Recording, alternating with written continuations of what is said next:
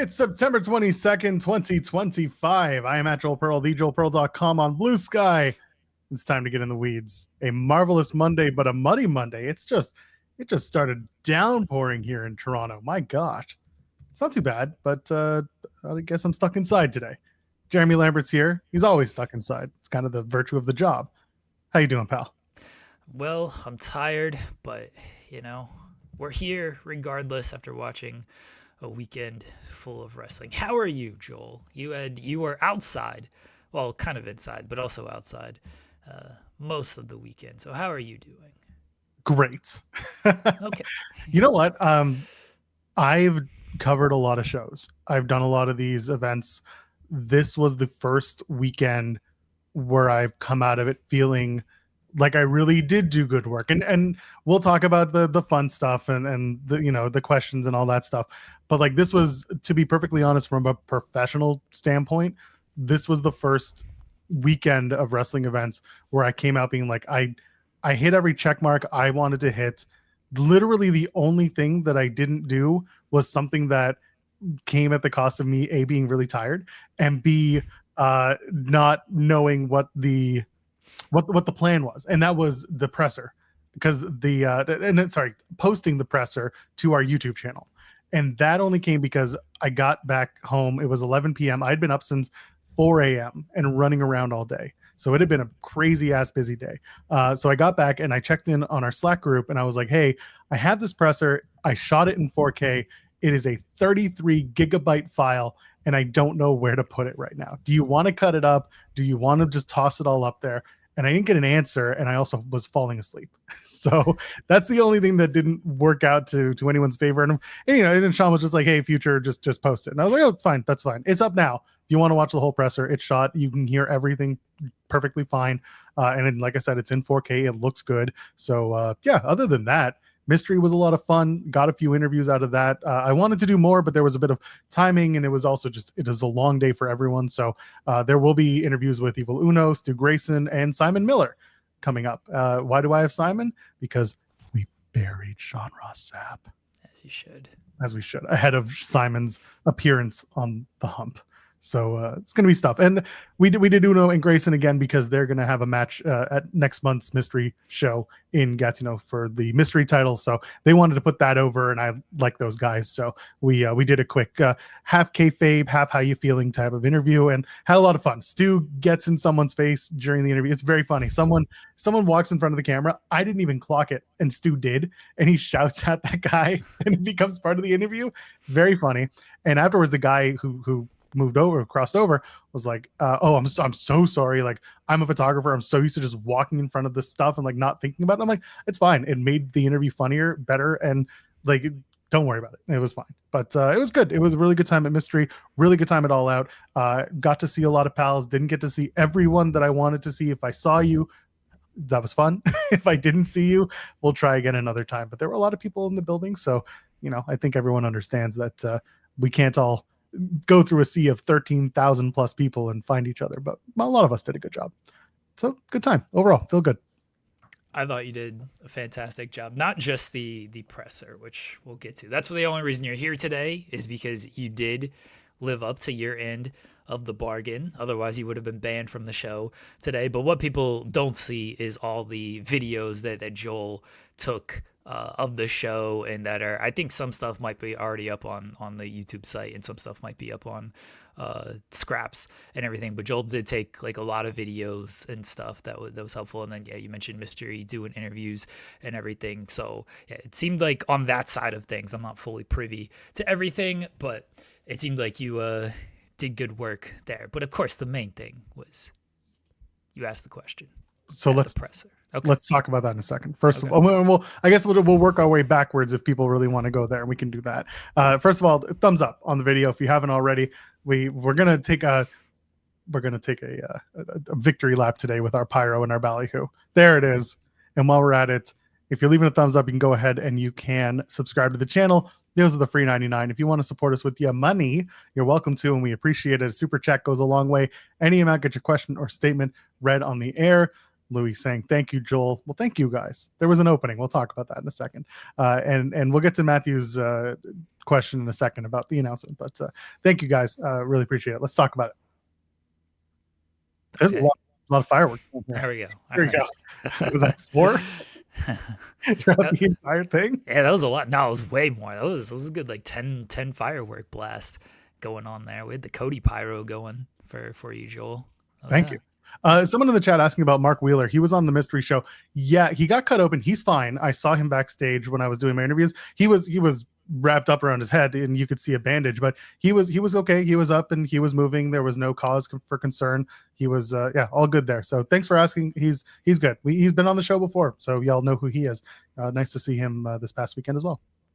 I'm glad he's doing okay after the incident. I did not see it. I did not watch Mystery. I was wrestled out on Sunday, but and football was on my team. Actually, did halfway decent. So I did see that Allie returned. That part I did manage to catch. But yeah, I'm glad Mark's doing okay though. Yeah, it was honestly, Mystery was such a fun, silly show. Real quick, if you have a few minutes and you go and you watch any of their stuff, watch the Michael Nakazawa versus Psycho Mike match. It is so incredibly silly and it is so incredibly stupid in the best way possible.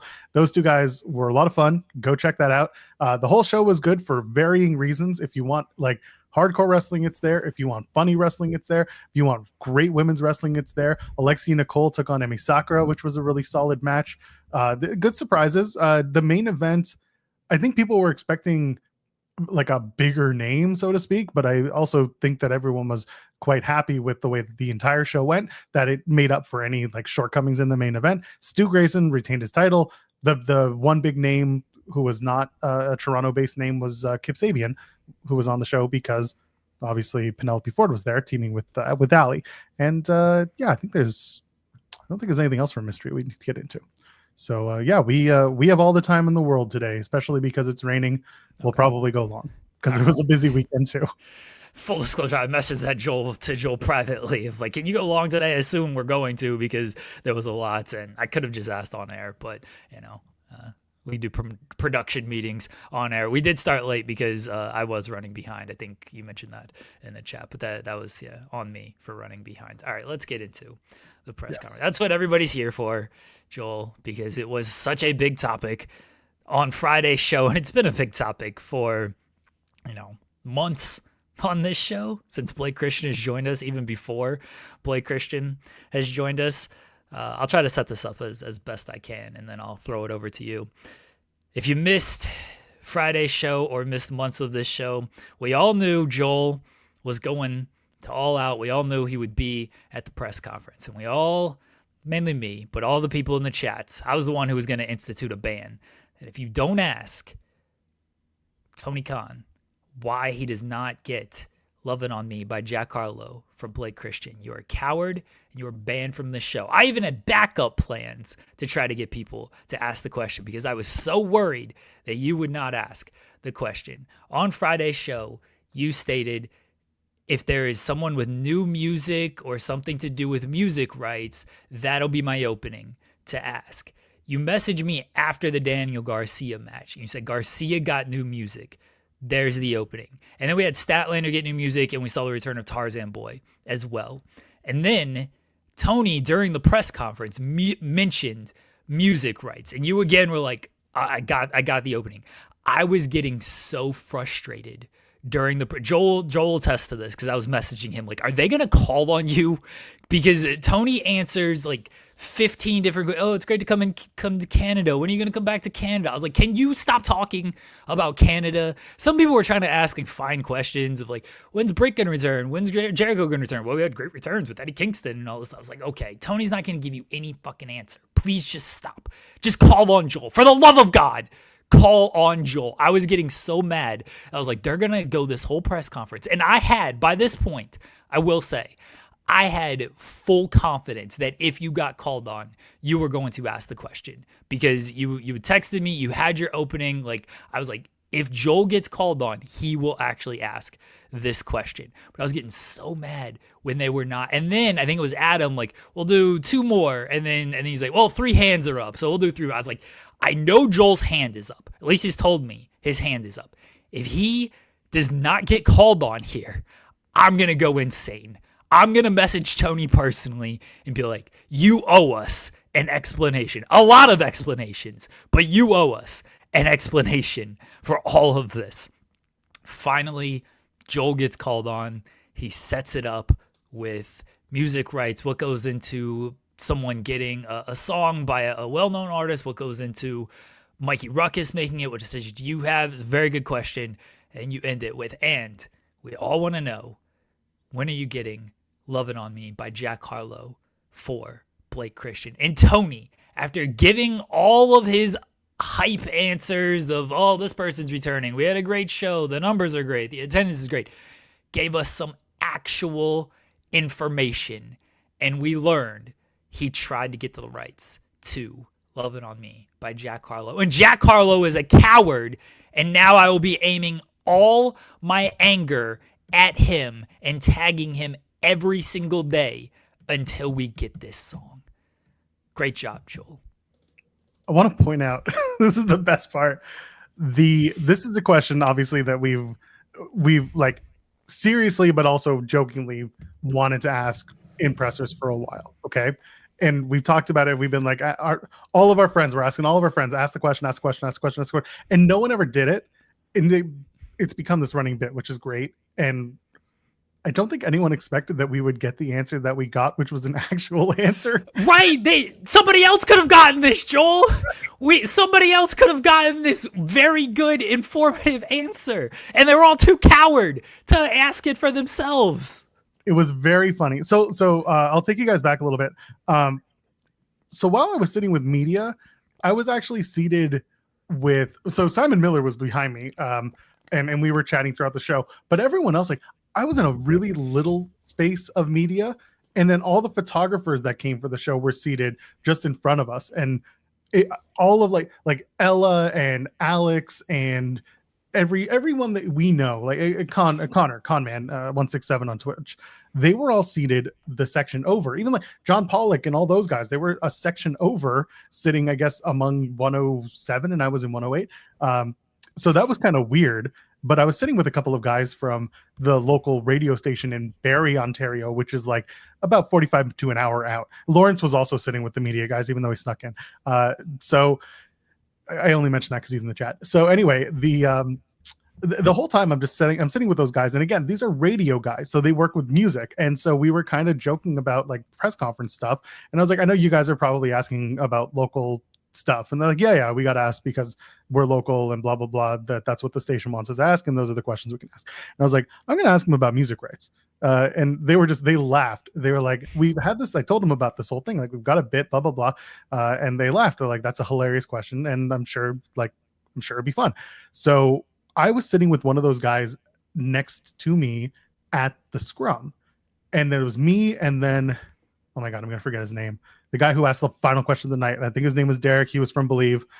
He put Derek, over. Pretty sure it's Derek T. Lewis. Yeah, it's Derek T. Lewis. Yeah, it was Derek. So shout out to Derek, because he sat a couple spots down from me. So it was the three of us in that row. Derek, by the way, shout out to him. He was praising Fightful, and I said, please stop. But really nice guy, really good dude. And so anyway, we're sitting the three of us in the row. Now going back to asking Tony about the music rights and asking about Jack Harlow. When we were doing the rest of the presser, the mic was just kind of going in any place, any direction, up or down. There's one person on either side giving out the microphone for questions. So Adam Hopkins, who is the head of AWPR, was doing my side of the room. I was seated right at the front, which surprised the hell out of me, because when we got in, we were not the first people there. We were of the last people, and no one was sitting front row. So I was like, oh, hell yeah, I can sit here, plot my camera down, and like, great. So we did that. We got to TK. When he started taking questions, they started at the back of the room for a change.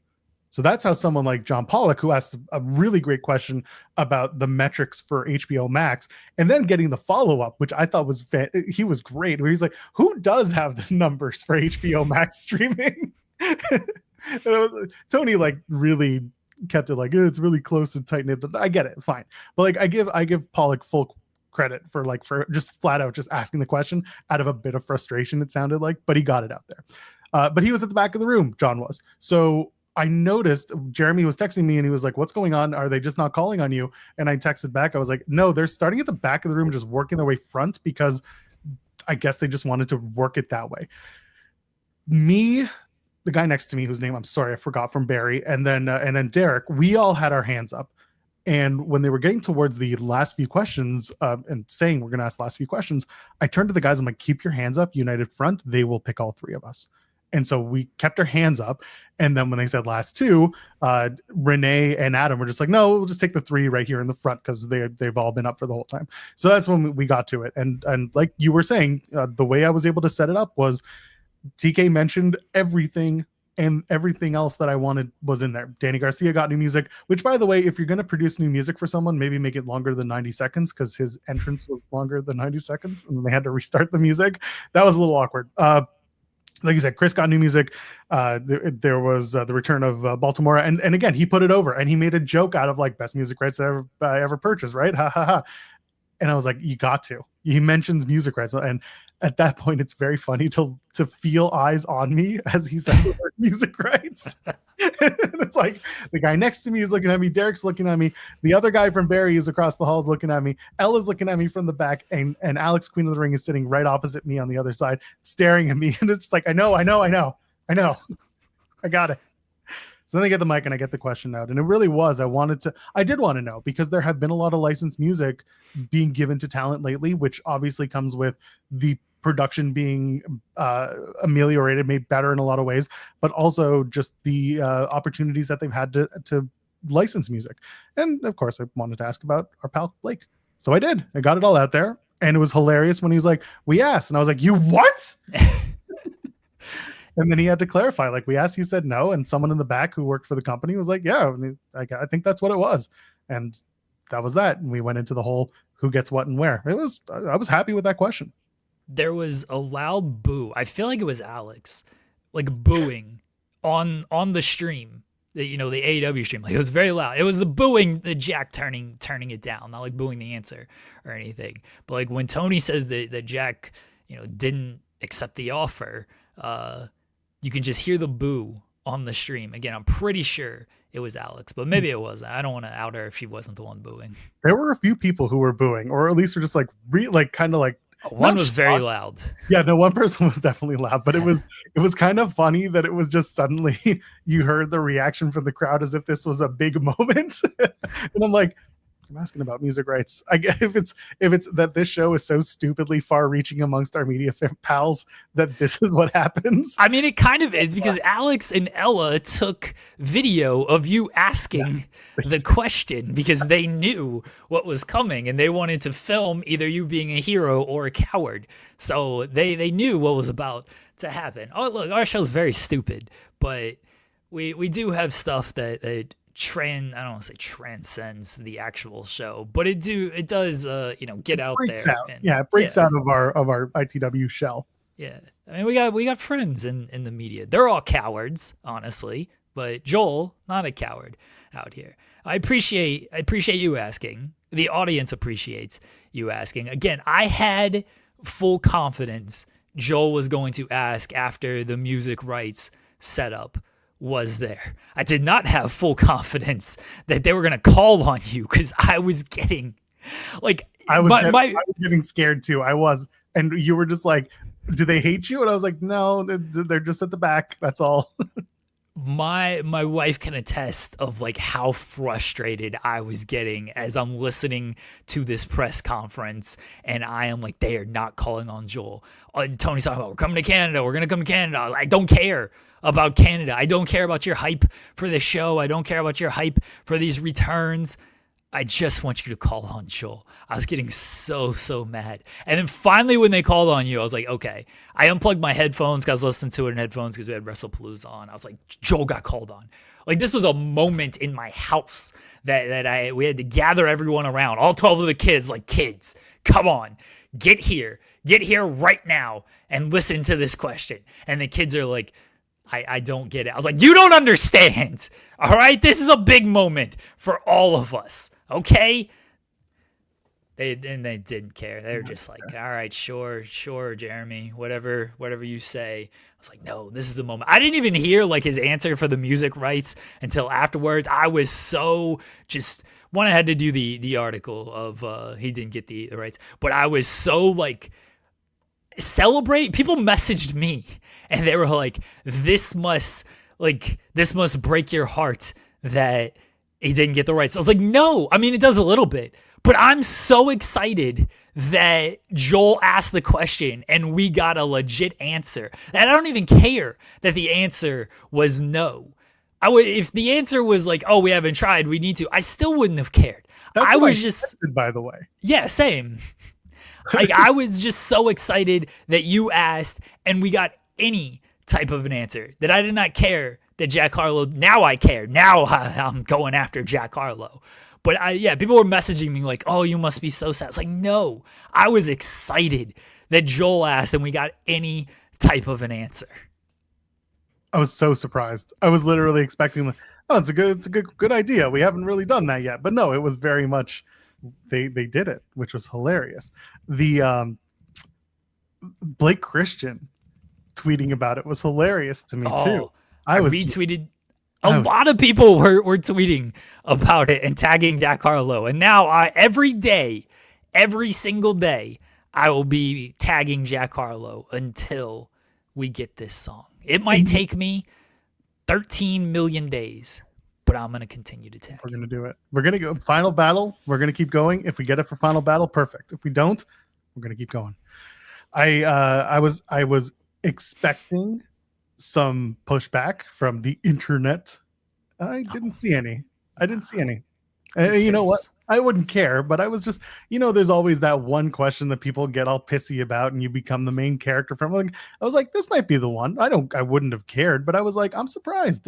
No one's like, he has the question in front of Tony and this is what he asked. I'm like, the only other question I had was about main characters at residencies. So didn't really want to go there. I had a question for Tony Storm, but she wasn't on the thing either. So it didn't really matter either. He would have just told you that, we did a bunch of great shows at the 2300 Arena and Daniel Garcia was a big focus. And I can't believe Daniel Garcia turned. And he would have just given a hype answer. If anybody gave you shit about this question, one, fuck them. Two, you got a legit answer. You were the only person to really get a legit answer. Paulette got a little bit of information. There was a little bit on like the blood and guts, but most of those were very just straightforward and like, I'm only going to give you so much about things. This was an actual answer of information that he asked to get the song and he was turned down. That feels like a big deal.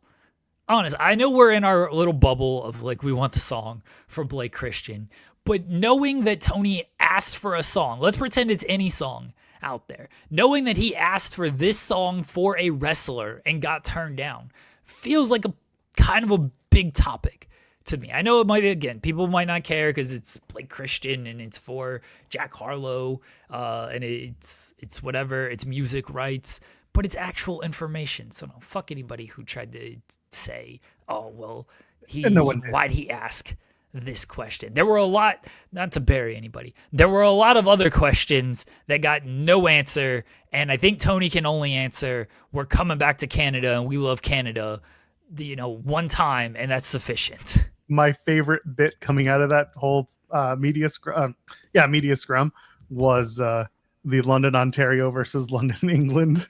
Yeah. It was stupid, but it was funny for us just because we obviously know that Tony is a big London guy, London, England, but he really did love his time in London, Ontario, and he mentioned it in the presser, right? It was organic. He really did come out a whole bunch of times just to go for it. So there you go. Reddit didn't like the question. Good. Reddit can go suck an egg because I don't really care. I look at Reddit and then I cast Reddit aside for the day. No, I was happy to do it. The other questions I got to ask, it felt like I got one for every other person who was on the dais, which I was happy with because we started with what do they call themselves now? The Demand. That was that when I heard that for the first time when they walked into that media room. Okay. Oh, they announced it when they won the match, and I was very confused. Maybe they announced it during the intro, but I wasn't paying enough attention. Yeah, When they won the match and they said the demand, I was like, "The fuck is the demand?" maybe I didn't clock it until they walked into the room, but yeah, they definitely did say it on the show. At that point, the show was also like 7 hours old, so I wish that was a joke. It was actually 7 hours old at that point. So the demand walked in, and I remember texting you, and I was like, "Any like follow-ups from the interview with GOA that we need?" And you were like, "The Jadakiss question." And I was like, "That's perfect," because I remember reading from the article in the interview about GOA reacting to the question. And so having Ricochet there was like the perfect opportunity to ask. And again, you want another person who gave a legitimate answer to a question that we've been just kind of bandying about, not just us, but like I know Phil and Reg on Grapsity have made the references. Like all of our pals have done it in some way, shape, or form. And for Rick to just come out and say it the way he did was like, all right, well, now we got something else. He says it's a family member. And whether or not it's true doesn't matter. It was a good answer. And like I was pleasantly surprised with the outcome from that. When they walked in and they were immediately doing character stuff, I was like, oh, okay. Like they're just talking about, well, of course we won this match. Why wouldn't we have won this match? Yes, our plan was always to take out MVP. And Tony asking the kayfabe questions for people, and it's funny because when we get to Chris, the seatbelt pin, that was going to be kind of one of my questions if had I asked, but I was when he asked, I saw his eyes light up when she mentioned like winning the match and everything. I was like, oh, he's going to ask about the seatbelt pin. But yeah, back to the demand. So yeah, they were doing character stuff, and Joel messages me. He's like, "You have any questions for Ricochet?" I was like, "Well, he's in character." I was like, "Ask about the laugh."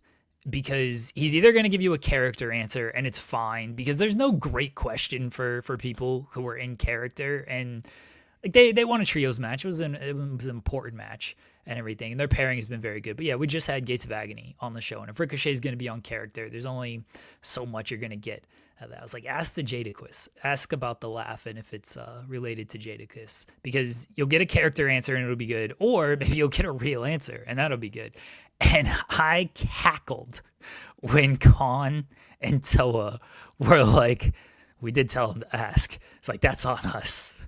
It was low at first, so I couldn't hear what I believe Khan said at first. And then I turned my headphones up and I heard like, oh, we did tell him to ask, because he like hits him and he's like, yeah, that's on us. And I was dying at that's on us. And then Ricochet gave a real answer, which was great. You know, we learned that it was not Jadakiss inspired, at least fully. He said he knew of it, but yeah, it was a family member that he stole it from. So, but I did love that they essentially referenced the interview, even though you weren't even part of the interview. Nope. But you know, we communicate a little bit, and they clearly something stuck with them from the interview, and it was Ricochet's laugh, which is fine. I'll take that win. That's also one of the reasons why I was introducing myself as Fightful and In the Weeds, because I wanted not only for the name of our show to be out there, but also because people don't necessarily think of us as Fightful when they think of In the Weeds, which is weird because it's like the logo's right there. We may be on the secondary channel, but we're not Sean. That's really what it comes down to. Yeah, we're not Sean. And you know, if you go on the Fightful channel, it does say Fightful Wrestling with Sean Ross Sapp. He is the face of that channel, whereas we are, I guess, collectively the face of this channel. So we wanted to at least put it out there. They're like, hey, you're on our shows and we're part of the family and blah, blah, blah. Anyway, that's why I was doing that. We are overbooked. That is what we do. And yeah, Chris, I didn't get a question for Chris, even though, again, Tony asked about the seatbelt pin. I didn't know what to ask Chris because the people asked some pretty solid questions. I like that Derek Lewis had asked about, you know, being the first ever, pointing out she's the first TBS and women's champion. That had flown over my head. I was like, oh, couldn't believe it. So yeah, it was just a good Chris scrum. She was surprised to have won and all that. We'll talk about the matches itself in a few minutes, but other than that, there was who was the last? Oh my god, Hangman. I didn't do Hangman. No, it was Brodito. Oh yeah, Brodito. I did Brodito. Yeah. I wasn't planning on it, and then I was kind of like, you know what? I was listening to the media call. It was not a kayfabe type answer. Like, I wanted to get something out of Brody specifically. So I did ask about his feelings about Tony's thoughts regarding not just the politics in wrestling answer, but just the idea that wrestlers are supposed to be authentic and just doing their own thing and promoting their own personal shit. I don't know what to call it. I didn't even know what to call it in the question, but I wanted Brody effectively to say what he said, which was, we're given a platform and we use that platform to promote the things that we're passionate about. And I'm glad he did it, because I wanted Brody's reaction also to Tony's putting over his talent, being able to stand on their own and work without expectation of politics or anything like that. Oh, that was a great question to Brody as well. And yeah, I didn't for Hangman and Stat, I didn't have great questions for them. Although I guess we should have asked about Hangman sowing seeds in his plants, because that's all he wanted to really talk about. I was clearly. I was trying to say it after he was leaving. I was like, we're in Canada, we're gearing up for winter, man. We got no idea what we're planting other than snow. Like, it was very funny though that he and Renee started talking about plants for 5 minutes, and then it's like, give me a Discovery show. It was cute. It was a funny moment for us. But yeah, the scrum went fine. Again, it went really well for me. I was happy with it. It didn't go too long. It felt like we were waiting for a while for it to start, but it didn't feel like it always does. It always does, but it didn't feel as long as it typically does. I think they've done a much better job recently. It takes too long to start. It takes a good half hour, 35 minutes to start, and that's annoying. But they've been doing a really great job recently of, you get 2 or 3, 4 questions for the wrestlers. The wrestlers give relatively short answers. They're not like going on and on about things. They get them out. They move them in and out quickly. And then Tony does his stuff. And Tony can be a little long, but he's also gotten better about cutting down on some answers. No, for the past few, at least since All In, maybe even before that, but at least since All In, if they could just start the damn things, and we talk about this all the time, is like, you just get Shivani there, just get Renee there to bring the wrestlers in. Tony does not need to be there for the wrestlers. But if they could start the things at a decent time, then I'd appreciate them a whole lot more. But as far as the actual runtime of the press conference, it's a lot better. Tony did give a good answer, by the way, on the afternoon programming, because they've done 3 straight shows now, and it seems like it's working out well for them. And hey, look, I hope they keep the afternoon programming. It's much easy, especially on a Sunday, especially not during football season as well. Like, it's a lot easier for me than staying up till 2 or 3 with these shows, because now, and it feels like they think they can run longer if they go afternoon as well. This is a 5-hour show. Started at 3, it didn't until 8. So it was every bit of a 5-hour show. If you start this at 8 and go into 1, it's a little tough on that one to have that long of a show, 1 o'clock in the morning, then do a press conference on top of it. It's like, oh, great, I'm up till 3:30 at the earliest here. That's annoying. So I like the. Oh, he's back. You froze, and then your audio cut. Are you back now? Okay. Yeah. Yes, you were saying you like the. Yeah, I like the afternoon shows, and I hope it is something that they keep, whether it's on a Saturday or when they go to Sundays when football season's over, then keep it on a Sunday, but keep it during the afternoon. Yeah, I would have been awful at Mystery if the show had been a 8 p.m. start that went, and I would have gotten home at 3 a.m. and I would have been up at 6 a.m. and I would have been at Mystery for 10 a.m.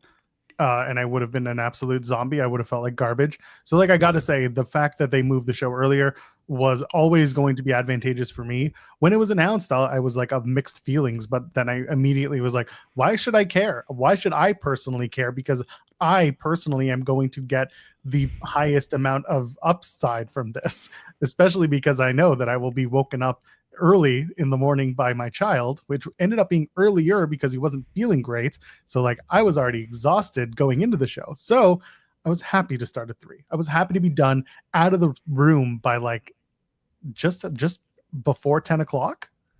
It was a long day, but like imagine if it had started at the normal hour of 8. I would have been just dead on my feet the next day. So I was happy to do it. For those who went to Smash Wrestling after All Out, man, kudos to you. I heard that it was a good room. Ran into to Brian, who's one of our mods over on the Fightful Select Discord. He's a great guy. Really nice to chat with him for a few minutes. And also Vanessa, who was on our show promoting Invo. Nice. We got to talk, and we actually hung out together with Lawrence over at Mystery on Sunday. So shout out to her. She was just a gem of a human being, and really nice to hang out with her in person. Their show apparently went very well. I had plans to go, but I had a rough night with the kid, so I ended up staying at home. But I saw all the reels, I got all the intel, and it was a very well attended show, very fun show. I don't think Lee's Palace is going to welcome them back, unfortunately. Hey man, no ring, no ropes wrestling. You breaking shit all over the place. That bar has never done it. I think they took a chance, which was nice. I just don't think they're gonna do it there again. But there are plenty of venues in Toronto for them to use. Mystery, we can talk about real quick. Mystery was great. I want to shout out he's scheduled to be on the show tomorrow to talk MLW, but the real question is Cruel making towns, not just making towns, crisscrossing countries internationally twice over the weekend. Now I tweeted out, Cruel he did the Invoke show on Friday, and then on Saturday he was in LA for GCW, made an appearance and got physical there. And then he came back to do Mystery on Sunday under the hood for the opening tag match. That's commitment. I just said, how? And I kind of opened myself up to this, but I kind of figured people would be a little less lame than this. And I was like, oh, you ever heard of the time zones and international flights? I'm like, yes, I understand what this is. I understand the logistics of doing it. I am giving him kudos. I am giving him credit for doing the thing that most people wouldn't do, and that is work 3 matches in 3 days in 2 countries, crisscrossing the friggin' country twice to do it. The man must have been dead. And I wanted to do an interview with him at Mystery, but luckily Jeremy had quote tweeted, we'll ask him on Tuesday, because I then remembered, oh, you guys are going to ask him then. That's perfect. But then this is my favorite, and I can say it here because this is our closed quarters. You know who quote tweeted it? Oh boy. Michael fucking Elgin. Oh God. This boy can't get a job, comedian wannabe wrestler, Michael fucking Elgin, who when he came back to TNA in 2020, May 2019, I was the only person in that room booing the hell out of it. I had to explain to people what was going on. Michael fucking Elgin retweets like, that's the job a wrestler does. They go back and forth. They make towns. I'm like, you dumb fuck. I know they make towns. You know what Michael they don't Elgin do? doesn't know anything about that. I was going to say, so. you don't make towns. Yeah. You sure as shit can't make a town to save your life. So I'm just sitting there just like, man, go away. I was like, I ain't letting this wannabe comedian loser named after a diner in Ottawa. He ain't going to be the one who tries to check me. Fuck that guy. I just blocked him. I'm like, we're not doing this today. So I'm addressing it here. Fuck off, Michael Elgin. Go home. Nobody likes you. I didn't notice he quote tweeted. That's very unfortunate, honestly. It's fine. If anything, it's a block meter. I just get, that's someone else I don't need in my life. Yeah, that dorks being like, oh, this is no shit. Well, we're gonna ask Cruel just how tomorrow. Just like how. His answer in the tweet was just like it was something like monsters never sleep or monsters never die. Hold on, I'm gonna get it real quick because Cruel is a fantastic dude. So you didn't hear me say that. He's actually a very scary monster, and you never want to be around him. He's very you don't want to be near him. I am the monster. Capital M on the monster. That's it. How? He is the monster. That might be the answer you get. No, I think he'll give us a little bit more insight onto that. I don't know if it was video on, because last time he was on MLW, didn't want him to have the video on to protect the character, even though it was on Spotlight and mask off, video on, didn't matter. But now, good on Cruel, man. Yeah, when I saw that, I was like, geez, because I'm sure people do understand, but maybe they don't understand, is that you mentioned it is crisscrossing the country. It's not just, oh, let's zoom down here to Canada, zoom down to LA, go back up. No, you're going over here in Toronto, over here to LA, and then back over here to Los Angeles or to Toronto again. And yeah, in the span of 48 hours, like you're losing and then gaining and then losing time again. So it's that's tough. But he did it. Good on him. Good on him. He did it, and he had a smile on his face the whole time, probably completely unaware of what time or space it was, but at least he did it. Yeah, good for Cruel, man. Again, I'll put over the mystery show. It was great. I think if you haven't watched Mystery before, you should go out of your way to watch it. Literally something for everyone, and they always find a way to make it fun, whether it's a surprise or if it's a special guest or if it's a special match that has comedy in it or it's fun. Cecil Nix is just so underrated as a not only as a wrestler but as a performer.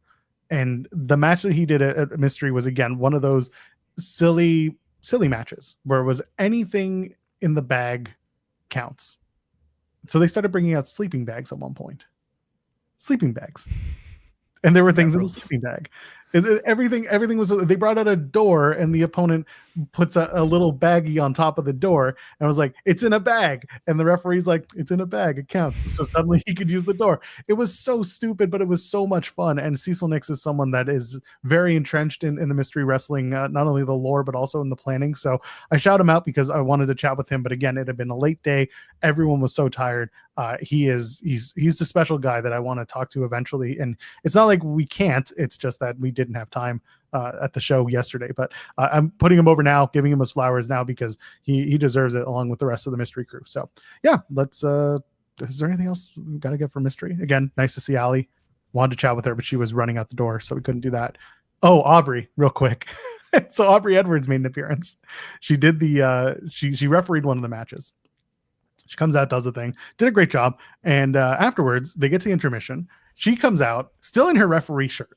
And she's like, full on. She is such a gimmick. Like, and I mean this in a nice way. She's such a character, such a gimmick. She's like, hey, I got a few minutes before I go to the airport. Who wants a photo? And she's like, she's right by me and Lawrence. We're standing by the entrance at Mystery.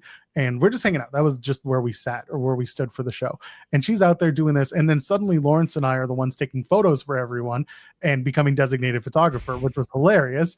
And by the end of it, she had a couple minutes because someone went up to her and was like, hey, can we do an interview? And she was like, nope, got to pass it through AEW PR. And I was like, hey, I'm not asking you for an interview. I was like, hey, I'm Joel. I'm from Fightful. I listened to you actually on Unrestricted, and you work with our pal Will. And she's like, oh my God, I love Will. And anyway, unfortunately, Will wasn't able to make it to Toronto because he was under the weather. But I just wanted to send my regards through Aubrey and just introduce myself. She's like, oh my God, I know who you guys are. I've watched your show. And I'm like, shit. She hasn't watched our show. I was like, ain't no way. Like, ain't no way. I think she meant Fightful in general. Yeah.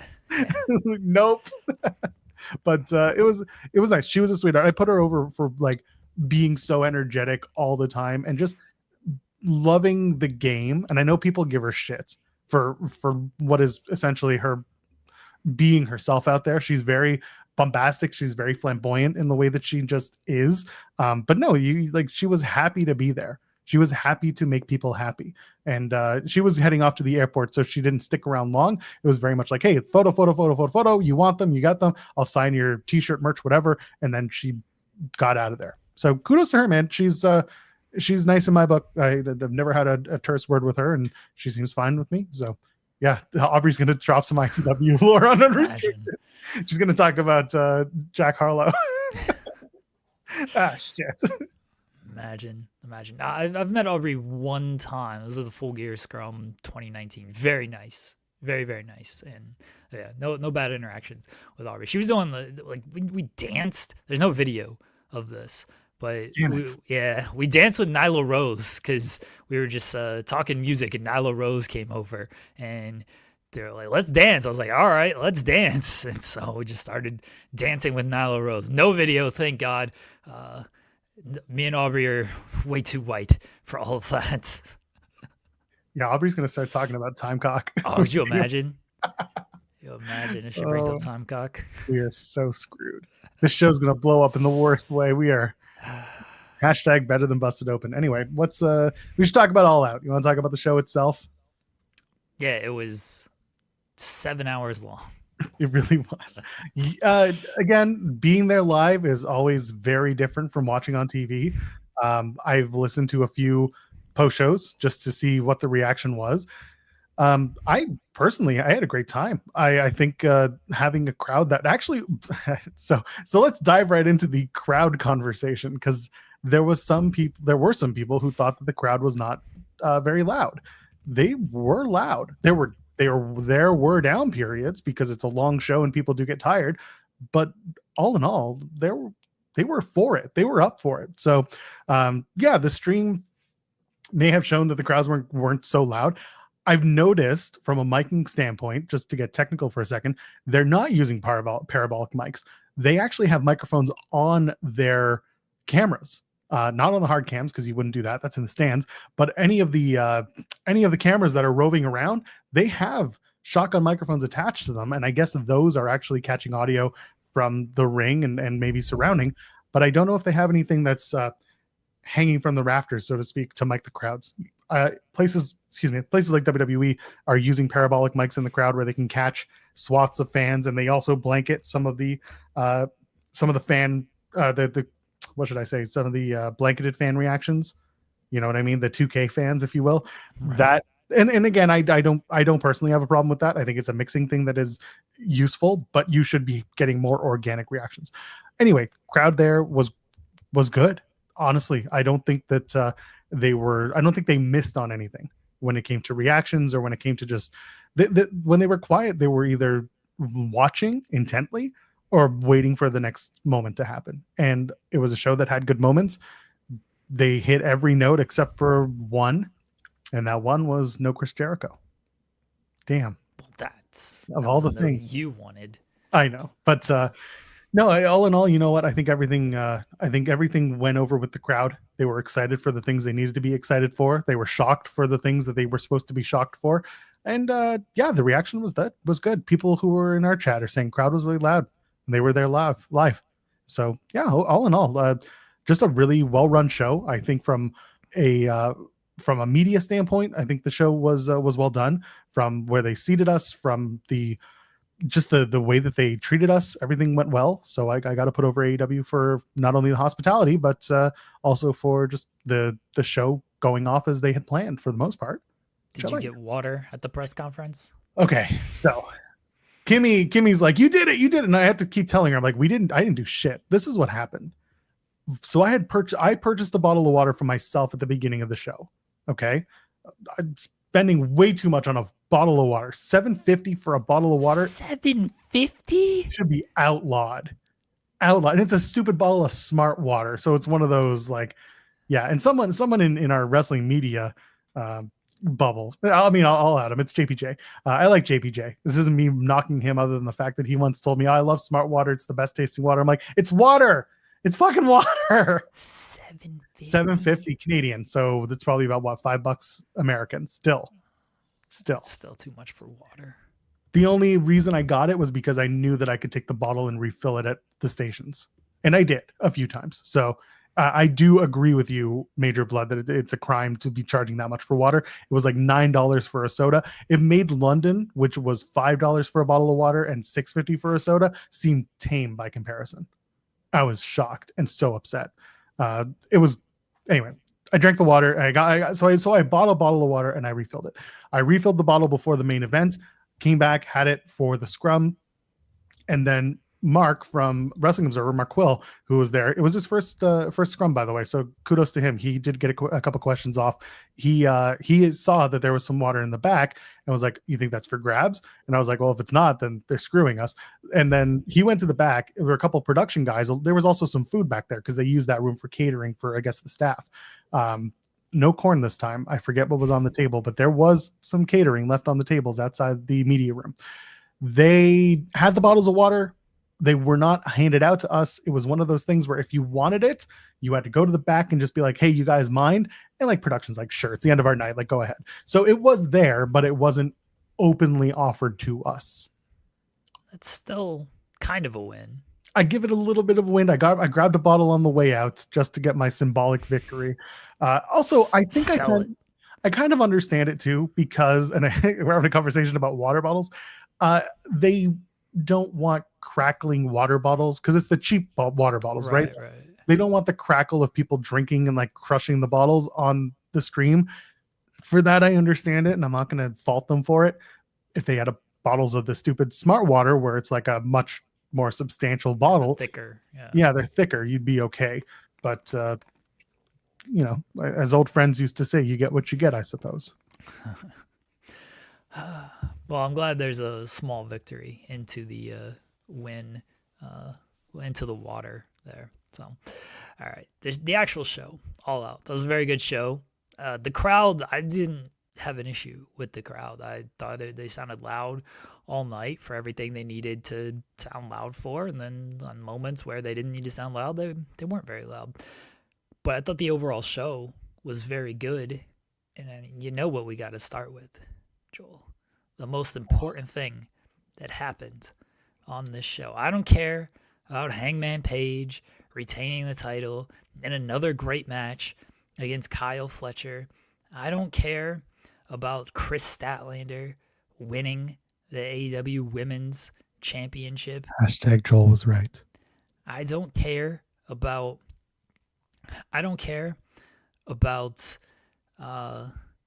Mark Briscoe and MJF and their tables in tacks match. Care at all about that. The only thing we cared about on this show, Jack Perry. We're back, Jack. What did we get to do on Saturday, everyone? We got to ejaculate after a year, almost a year, after 11 long months. We finally got to jack off and ejaculate. Jack Perry is back, and everybody rejoiced. Did you see everybody jacking off on there? Did I? Hey, we're all ejaculating, going to just waving around, ejaculating all over the place. They let loose, man. They had been edged for too long. They got edged in the first match, and then they made it all the way to 11 months later. That was crazy. The release was massive. That is exactly it. And you know what? What's really funny is that it really did feel like we were just having a moment of release.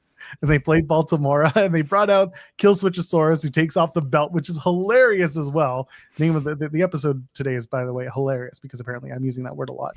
He takes off the belt, and it says Killswitch, and he throws it in the crowd, and now he's Luchasaurus again. Sure, it's fun. It was so cool to be there for that. For the reasons of this show being such a stupid conduit for this bit, but then to watch it play out and think about all the times we talk about it, and then just using the analogy of jacking off and watching all these people just like flooded in orgasmic bliss while Baltimore plays in the background. It's just like, yeah, we really did just release, didn't we? Everyone was waiting for it, and we got it. I thought it was great. I thought it was so much fun, but what they do next is obviously the next question. But in the moment, it was really fun stuff. He brought his knife with him, but he didn't use it. Yeah, he should have stabbed the Bucks. That should have been the next thing. But maybe we'll get that on Wednesday. A nice stabbing. There was attempted murder on this show. Bless Darby Allin for setting Jon Moxley on fire. I did like that. I'd do the same. All right. Wait. I mean, might as well talk about the tag, the 4-way tag, since that's where it came in. I thought this was good, but not. I'm sure other people liked it a lot more than I did, and I thought it was good. I thought there was some stuff where it just felt like they were, and you'll get this in a lot of ladder matches. They're just sitting around waiting for something to set up, or it's like, that's kind of a dumb spot. The one that really annoyed me was when Brody was just like holding the ladder with Bandito on it and waiting for someone to jump off to splash him. I was like, can you just move him? He'll be okay. That's exactly what I said to the guy next to me. I'm like, he could just move his partner, right? Yeah. He doesn't have to hold he just drop it and like we can move on. He's like yelling at Bandito. He's like, Bandito, come on. I'm like, just move him, dude. You have control over this. What are you doing, Brody?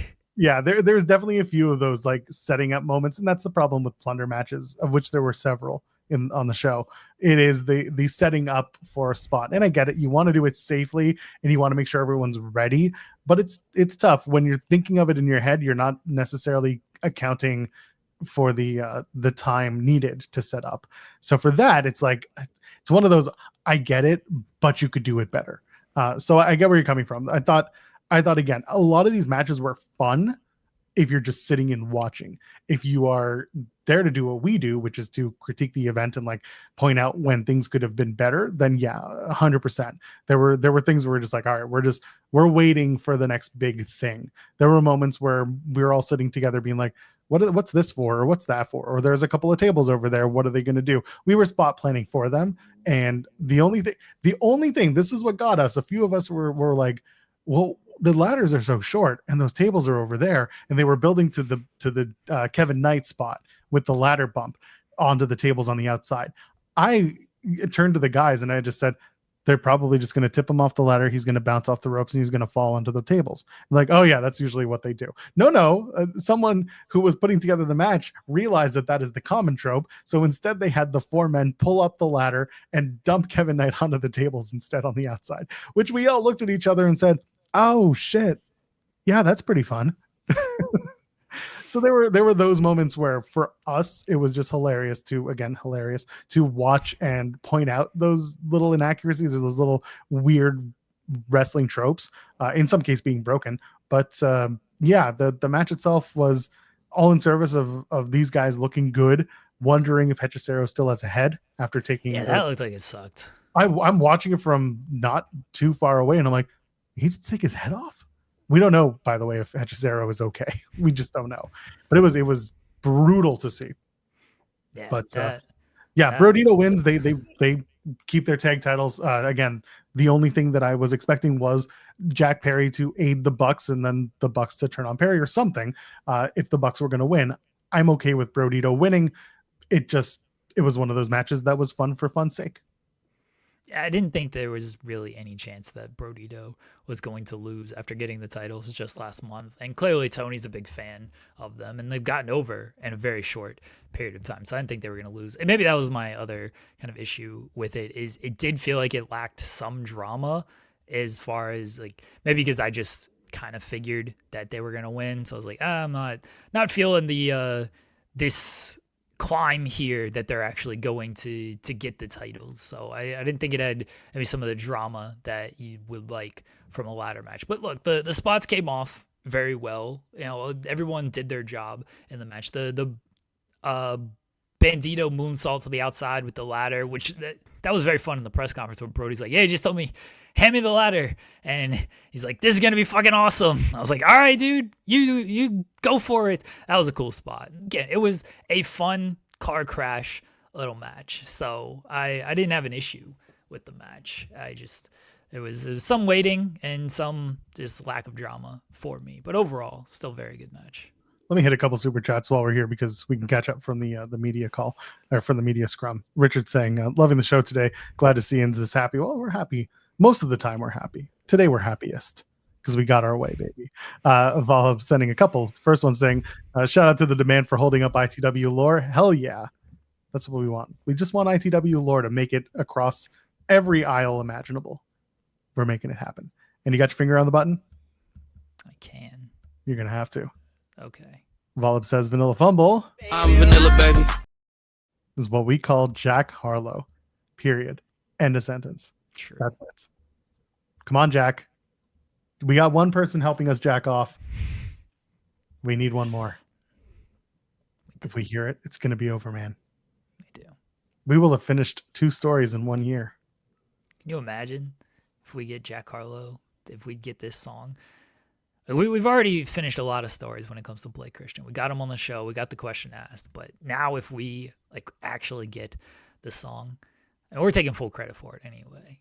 So no questions asked. Yeah, it's going to happen. What else? Tables and tacks, since we're talking about the hardcore matches. Okay. Did you figure out why they called it table and tacks before Tony told us why they called it table and tacks? Oh, it was TNT. MJF said that. Yeah. He did say it? Okay, so I'm in the... No, Mark Briscoe said that when he announced the match. He's like, TNT, that sounds good. Yeah, so that... Yeah. That was not some big Tony Khan revelation Okay, there. I'm in the media scrum and he mentions it, and I was just like, oh, and yeah. So I had missed whatever Mark said about it Yeah. because I had heard tables and tacks and just kind of left it at that.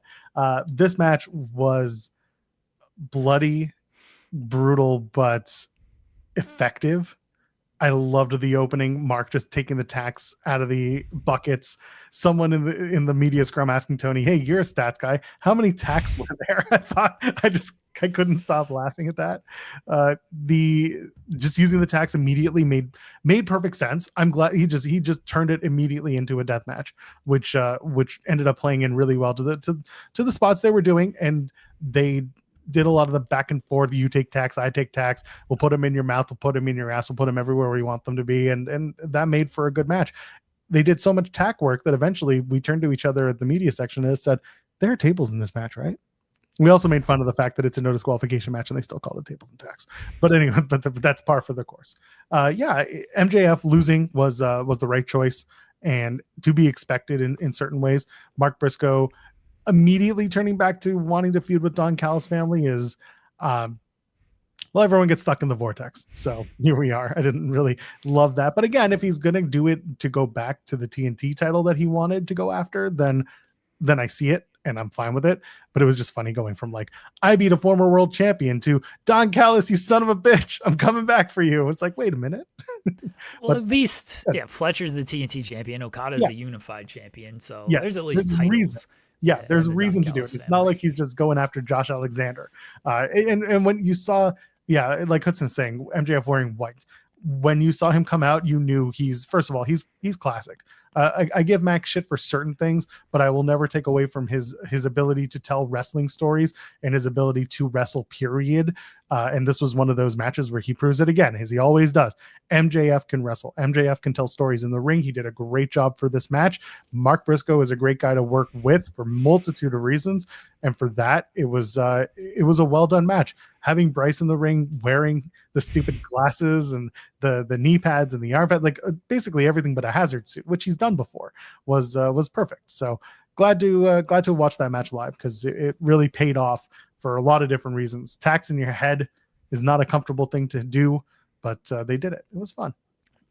When MJF just like dug his face into the tax, I was like, oh my God, this is a little uncomfortable here.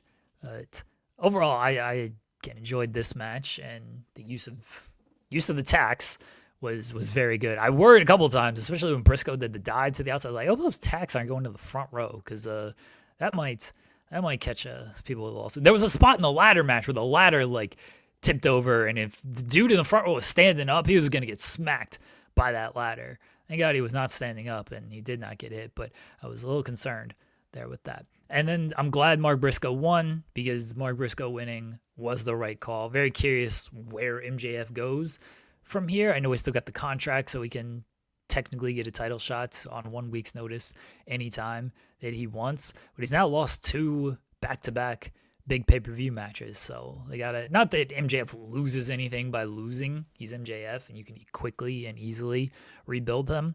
But very curious to see kind of what the next step is for him besides filming a bunch of movies. Yeah, well, go film that movie, Maxwell. Maybe go hang out with your wife on a beach somewhere afterwards. Yeah. Enjoy Christmas break. Don't go to the UK. Don't go to those Dynamites. You're fine in December. Go somewhere nice. Take your time. Backwards, Big Bill versus Eddie Kingston. I don't know much to say about this. It was really, really great to see Eddie Kingston back. The audience was so appreciative of that as well. These two guys, they were trying, and it kind of sucks that Eddie, he had been out for so long, and I give him, listen, I understand the ring rust is a real thing. It just sucked that they were trying and they really wanted to prove something. It's unfortunate that it didn't live up to what is at least my hype, but I think they'll pull up anyway, and they'll just keep going. So it was great to see Eddie back. I wish they were able to give him at least 1 rep before this match to get that extra ring rust off, but they went out there and they did what they tried. But it is what it is. I like Eddie, so I'm not going to knock him too bad. I mean, I think Eddie is probably his own harshest critic, so he might knock the match.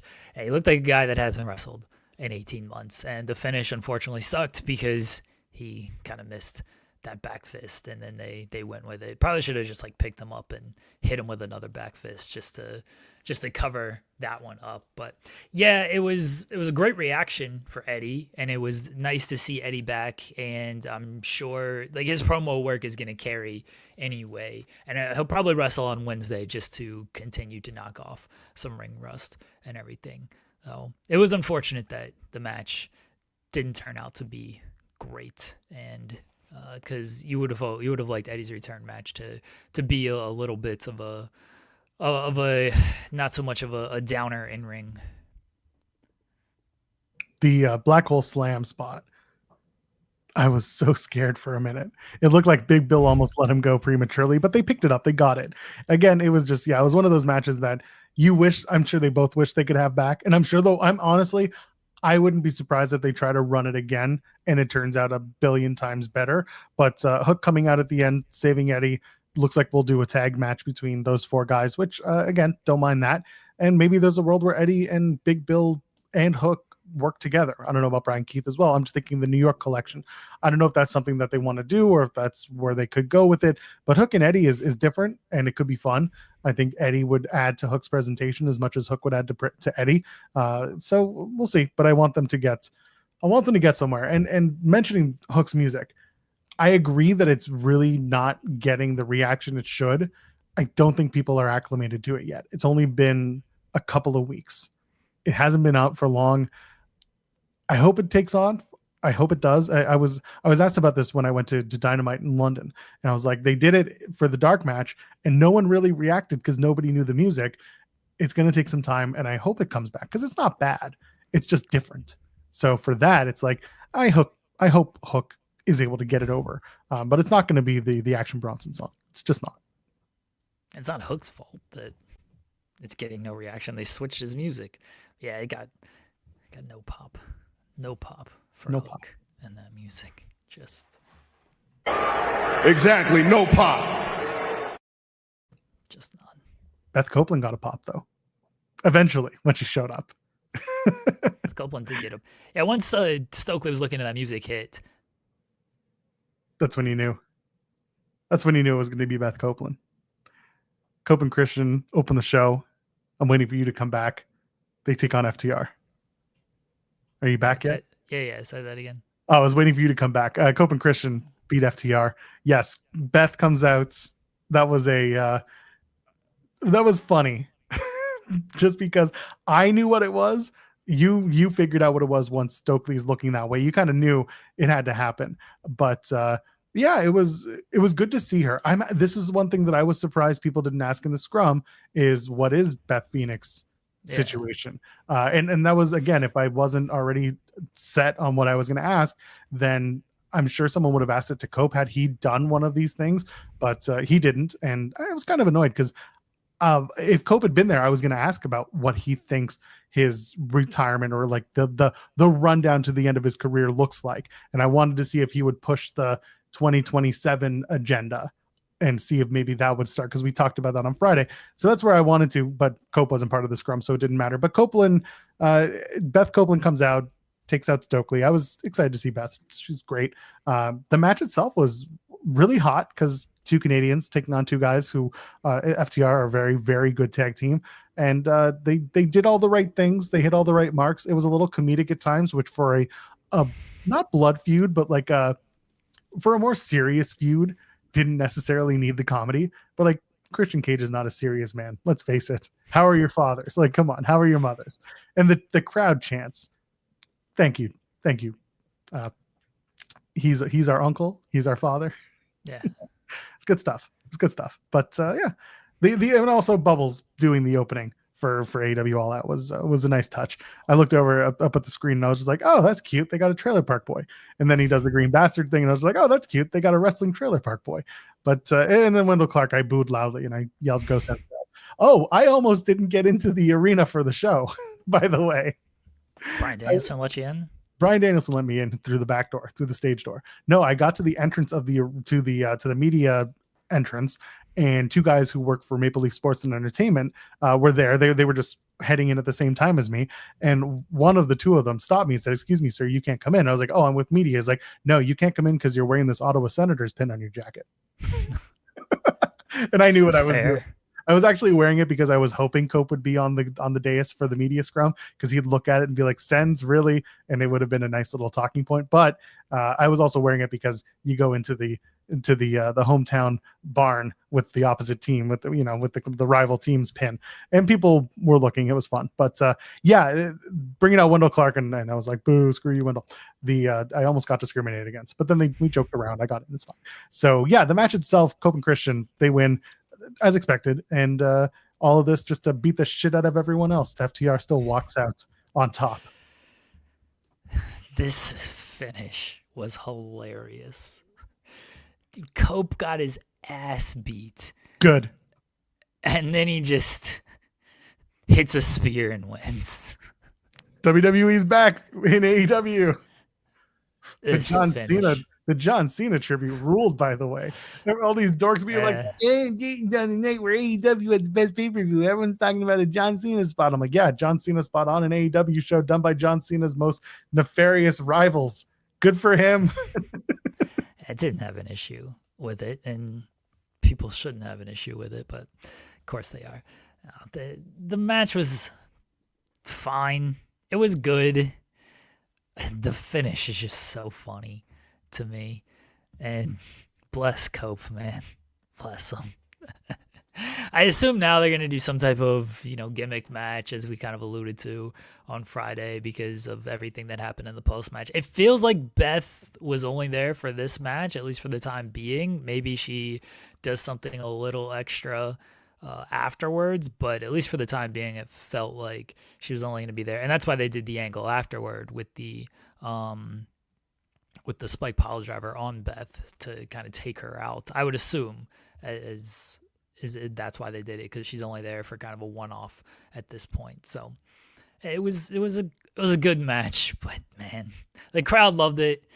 The finish was just like, I'm over this. I'm over all these kickouts, and then one spear puts you down. That's what you do, baby. Yeah. Good for Beth. Good for Beth getting the spot. I'm sure they were jazzed. And I'm sure it gave everyone an excuse to leave right after the show. Oh, got to go put the kids to bed. Good night, Tony. It's 4:00. Got to go. Bye, Tony. But it's 4:00. Yeah, the kids are tired. Got to go. Bye, Tony. Yeah, it's fine. We'll see where they go with Cope and Christian next. I think there's more meat on the bone there, but I don't necessarily need them going for the tag titles before the end of the year. Nah, I don't need that at all. Yeah. I'm looking at the AEW results, and one of the tags is, "What's going on with Max Caster and Anthony Bowens?" Well, they're going to get back together because they're both losers, and Jerry Lynn is going to be the new daddy ass. He's going to be Mr. Jerry Ass. Sorry, that was so stupid, but apparently that got a bullet point. The Demand defeats the Hurt Syndicate. You and I talked about it kind of within the scrum conversation. The match was very much, hey, let's beat up MVP, and that's how they got the win, by beating up MVP. But it was fine. I thought that the match from Wednesday, the singles match, was a lot more effective in a lot of ways than this 6-man itself. People liked it, but it was just kind of there on the card, even though it was one of the promoted matches. I like this match. I enjoyed this match, maybe because Gates of Agony were on our show, and as people tend to do when they're on the show, they won the match. So let that be a lesson to everybody. Come on the show, get a victory. I enjoyed this match, and it was simple. It was pretty straightforward. You saw the story with MVP kind of being the weak link, and that's kind of cost them the match in the end. So, but yeah, I thought this was, for what it was, it was like, 12 minutes? So that's right in my wheelhouse anyway, about a nice little 12-minute match. It was exactly what it needed to be. So what you're trying to tell me is the Hurt Syndicate they're gonna take out MVP, they're gonna kick him out of the Syndicate, and there's gonna be a new member of the Hurt Syndicate, Mr. Ass, Daddy Ass. Could you imagine Billy Gunn? Listen, if Billy Gunn's gonna do one thing, it's hop from one merch magnet to the other. And the Hurt Syndicate is the current merch magnet in AEW. Billy Gunn, he's going to join the Hurt Syndicate, and it's going to make perfect sense. He's going to be the big, tall, odd man out. We ask people. We ask people. Take that however you want, I guess. Well, they will, don't you worry. And so will Mr. Ass. Mercedes Moné beats Riho. This was a good showing for Riho. This was a fun match to watch live. Funny watching Riho ask permission to do the top, get on top of the desk and everything, asking the announcers, is it okay? Is it okay? It was good. The only thing that was missing was Tony Schiavone was not Tony Schiavone, was Jim Ross on commentary to tell you how much Riho weighs now. But otherwise, this was fun. This was a good match. Better showing for Riho than in past weeks. She had a good match at September to Remember, but Mercedes and Riho had some chemistry, so it turned out to be a pretty solid TBS title match, and Mercedes wins. LOL. But there's also the pretty boys helping her hold those titles to the ring. Saw them come down, and I was just like, "Who are those guys?" And I only knew one of them. One of them was an independent wrestler who's been on AEW before. So there you go. Riho, my GOAT, just needed more time in the ring. And once she continued to get those reps, she reminded everybody why she is so great. She should have won this match. Very sad that she didn't. I understand Mercedes winning. The finish was, it was fine, but it was a little, I don't want to say it was out of nowhere, because out of nowhere finish was more the women's title match.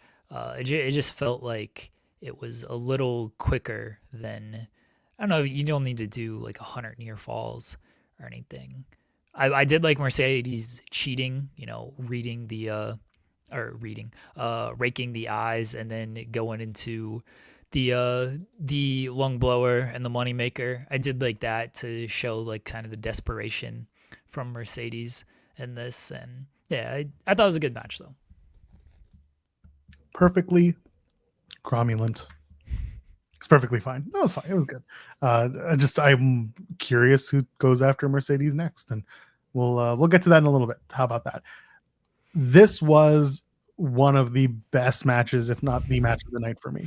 The unified title 3-way, and it played out almost exactly as I would have expected, and as anyone who's been following the story with Okada and Takeshita should have figured out. Mascara Dorada, Okada, Takeshita. Good stuff. Okada wins. He retains the title. The point of the match was to give Dorada everything and to do everything with Dorada between the two men who were not supposed to touch at all. And they didn't touch for the longest time in the match to Okada and Takeshita. And then eventually they did. They gave you the teasers. They gave you all the little tastes, but they weren't going to give you the full-on match. And at the end, they gave you enough so that you're going to want it later when they do the one-on-one. Thought this match was fantastic. I thought that this was the best Okada match since joining AEW. I thought this was his strongest showing yet. Wow.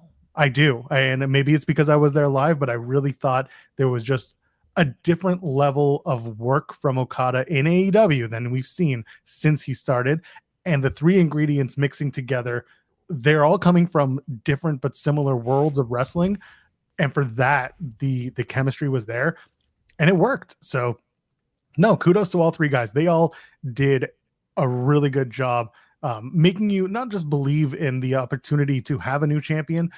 You knew that Okada was going to retain, but the way that they worked it gave you some believability, and it was smooth. And I really enjoyed the match personally. So like I said, one of Okada's, if not his best in AEW. I'm trying to think of a better Okada match. You can argue the Speedball match was one of his top ones. Yeah. I think the Ospreay match at the Continental Classic finals. Okay. That one was really good. That's kind of where I'm at. Cuz the Kenny match was good, but I don't think it was good as this. The Danielson match was again good, but even Danielson admitted that that one was a little underwhelming because he was going through so many injuries and everything in that match. Yeah, the Speedball match and the Ospreay match are probably the two that I understand the sentiment of this was better than those two matches. Those are the two that just come to mind of what matches maybe could be better than this. But look, I agree. I thought this match was fantastic. It was the best match on the show. I've said it for months that Takeshi is the best wrestler in the world. Everything he does just looks so good. He has the little stuff down, and like he's perfect. He's absolutely perfect. And Dorada, I'm always fascinated in kind of the little things in a match that like you notice and you know it's kind of like a directive, and I'll use the examples of like when John Cena and AJ Styles didn't go outside of the ring in their match, when Shawn Michaels and Razor Ramon couldn't use the ladder as a weapon in the second ladder match. It's one of those like little things that it's like, oh, you notice they're in the match and it's a directive. This one of those here was Dorada basically almost in a handicap style match by taking both men, even though you know he was going to lose. Obviously, it was a directive of, hey, let's give Dorada a lot of shine in this match because we got to keep Okada and Takeshita kind of away from each other for most of the match until they finally did come together briefly. So I like little things like that, and the fact that it played out so well made the match even stronger. Yeah, so you know you're going to get a one-on-one match between Okada and Takeshita, but you've now opened the door to one-on-one matches between Mascara Dorada and Okada, Mascara Dorada and Takeshita. There is an opportunity to have those as just straight up one-on-one pay-per-view matches for whatever reason, whether it's for a title or whether it's just for maybe number one contendership, bragging rights, whatever. These three guys definitely outshone a lot of, and I'm not saying outshone, I guess, whatever. They were high shining for the card, which I really liked it. If you haven't seen it, go watch that triple threat match. It was really great. And then Darby Allin and Jon Moxley tried to kill each other. Hell yeah. It was great, dude. It was fun. They brought out the two caskets, and I was like, everyone in the media section was like, oh, someone's in one of those caskets. And then each time they did something on said caskets, they were like, oh, we can confirm nobody is in those caskets. This was such a different match. Moxley gets the win. He beats Darby Allin in what is Darby's match, the coffin match. But I mean, Darby's kind of a loser in these matches, though. He lost to Jack Perry as well. Sure, I forgot about that. I was thinking about the Brody King match where he did the coffin drop into the coffin with Brody. Anyway, so regardless, there is the big post match moment. But I mean, the amount of gore that these guys went through, the ear and the biting. And first of all, they start off hot. Okay, Moxley's coming in. I don't know where he's coming from because from where I'm sitting, which is again hard cam just off to the side or just next to the hard cam, Daniel Garcia was directly across on that entrance. I was assuming the Moxley would do the same from that entrance. No, they did what they did at September to Remember, where he came in from along this side from where I'm sitting. So along the same side as where I am. He came down from there through the way he used to do it. So he came down from that side, and then he gets cut off by Darby during the entrance, which again, did not see it because I could not see it. And I'm trying to track Jon Moxley's entrance, and I'm trying to track it by watching the crowd reactions, but then everything gets jumbled up and everything stops. And I'm like, oh, Darby's there. So then they get to that, and then he does the coffin drop from the top of the vomitorium on the opposite end of the area that I was used to, and then we're off to the races. They beat the shit out of each other. They use the screwdriver, the shank spot, the spork, the fork spot. That's what it was. The screwdriver was something else. Through the ears, through the back of the neck, through everything except for drawing blood in scary places. This was brutal, man. If you were bringing your child to the show, I would have probably finger wagged you for about 25 minutes because that was not a match for children to see. But if you are into that amount of gore and that amount of storytelling in hardcore, then you probably would have enjoyed this match quite a lot. Moxley winning was a surprise, and then we can get into what happens afterwards. But yeah, everything's in this match. Go ahead.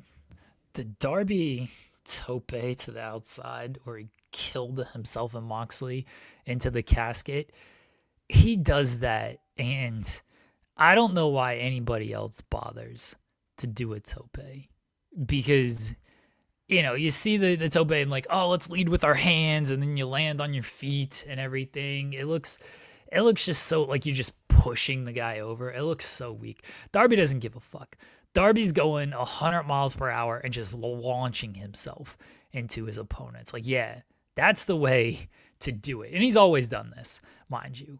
But like every time he does it in a way like this, where the camera is just focused on Moxley and Darby just comes out of nowhere and goes right into the coffin, it looks so good. Every single time, it looks so good. Oh, bless Darby. And like they did a lot of stuff on the caskets. There were more caskets than coffins in this. And then we of course got the run-ins from the Death Riders and everything. And then Danielson, pulling out the plastic bag or the duffel bag that had the plastic bag and saying like, do it, get him. Danielson was fantastic on commentary. I know you didn't hear the commentary, but Danielson was great on commentary, as he was like all night, but especially in this match as he tried to at one point he's like, I'm supposed to be objective, fuck that, go Darby. It's like, hell yeah, Bryan Danielson. Pulling out the plastic bag, I kind of thought like that should have been the end, and that should have been the moment of redemption.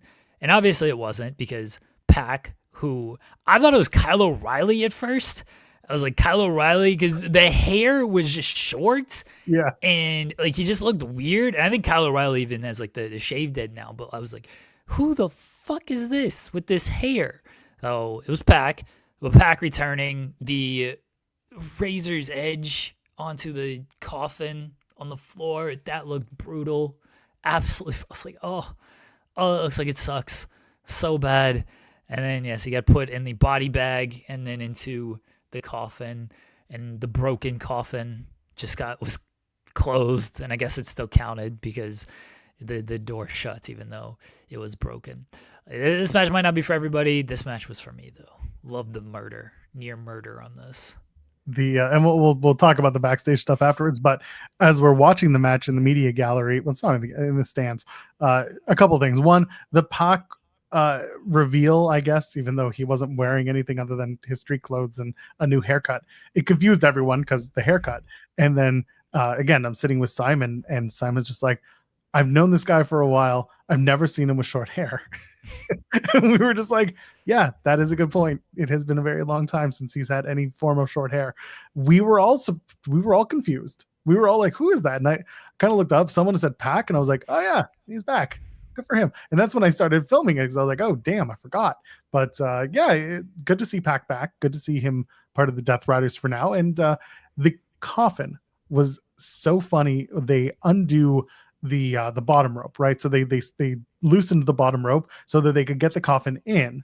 And at one point, someone who was in the media who's not wrestling related was just like, did they have to undo the rope? And we all looked and like, they're really tight ropes. Like you're not supposed to be able to move them up and down that easily to slide in a casket of all things.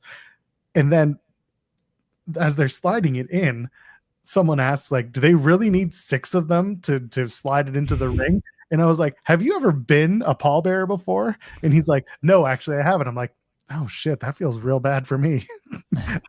Done it way too many times in my life. Anyway, the point is it's heavy. So they got the casket in, and it's because they dropped it the first time. They were trying to get it in, and a bunch of them were trying to, yeah. So the match was every bit of gore that it needed to be. The plastic bag spot was good for the callback, and because it was Danielson producing the bag and Darby getting his kind of lick back on behalf of Danielson, it was good. Again, the storytelling was there, and I appreciate that Darby is so committed to wanting to tell a good story, as he's mentioned in different interviews, that he wanted to make this matter from a storytelling standpoint. And then after everything happens with the bag, it's so funny watching Moxley just rip it open and be like, oh, it's that easy. Why didn't anyone else do it? For that one, I was like, oh, he was either really begging for air, or he was like, all right, we're done with this shit. Let me get it off my head. Yeah, that was the problem. When they did other people, they're trying to grab at the, down there of like, oh, please try to lift it there. Just dig there and, rip it open. Be fine. It's a plastic bag from the grocery store. They're not that. I've had bananas ripped through those damn things. Come on. So Yeah, that part was just funny to me, but otherwise a very well done match. We go to the back later on, and they brought the casket to the back. Moxley tells the Death Riders to load up under the truck and go home. I don't know where home is this week, but some squatter's place, I'm sure. They've just overtaken. Renee doesn't even know where John stays during the time that they're together.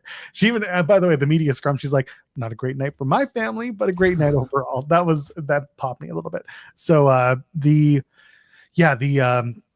Death Riders get sent away, and it's just Moxley with the casket. And at that point, you just kind of knew, if you're into wrestling, you just knew someone was going to pop out of the casket. Darby's going to be okay, or the casket's going to be empty, and you're going to be like, "Well, where did Darby go?" And you're going to wonder until Shaquille O'Neal shows up on the show the next day.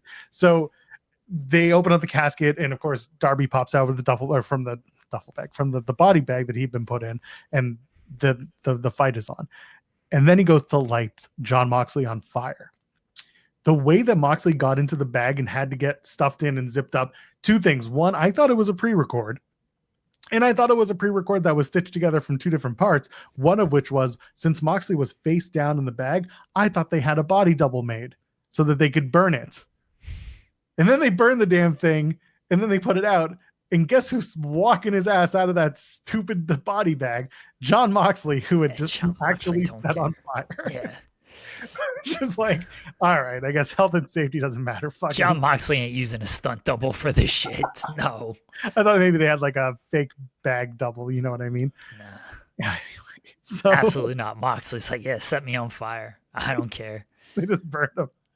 Yeah. John Moxley was set on fire, and it looks like, I don't think they're going to do an Inferno match per se, but they'll definitely do an incorporation of fire for whatever this blow off is going to be.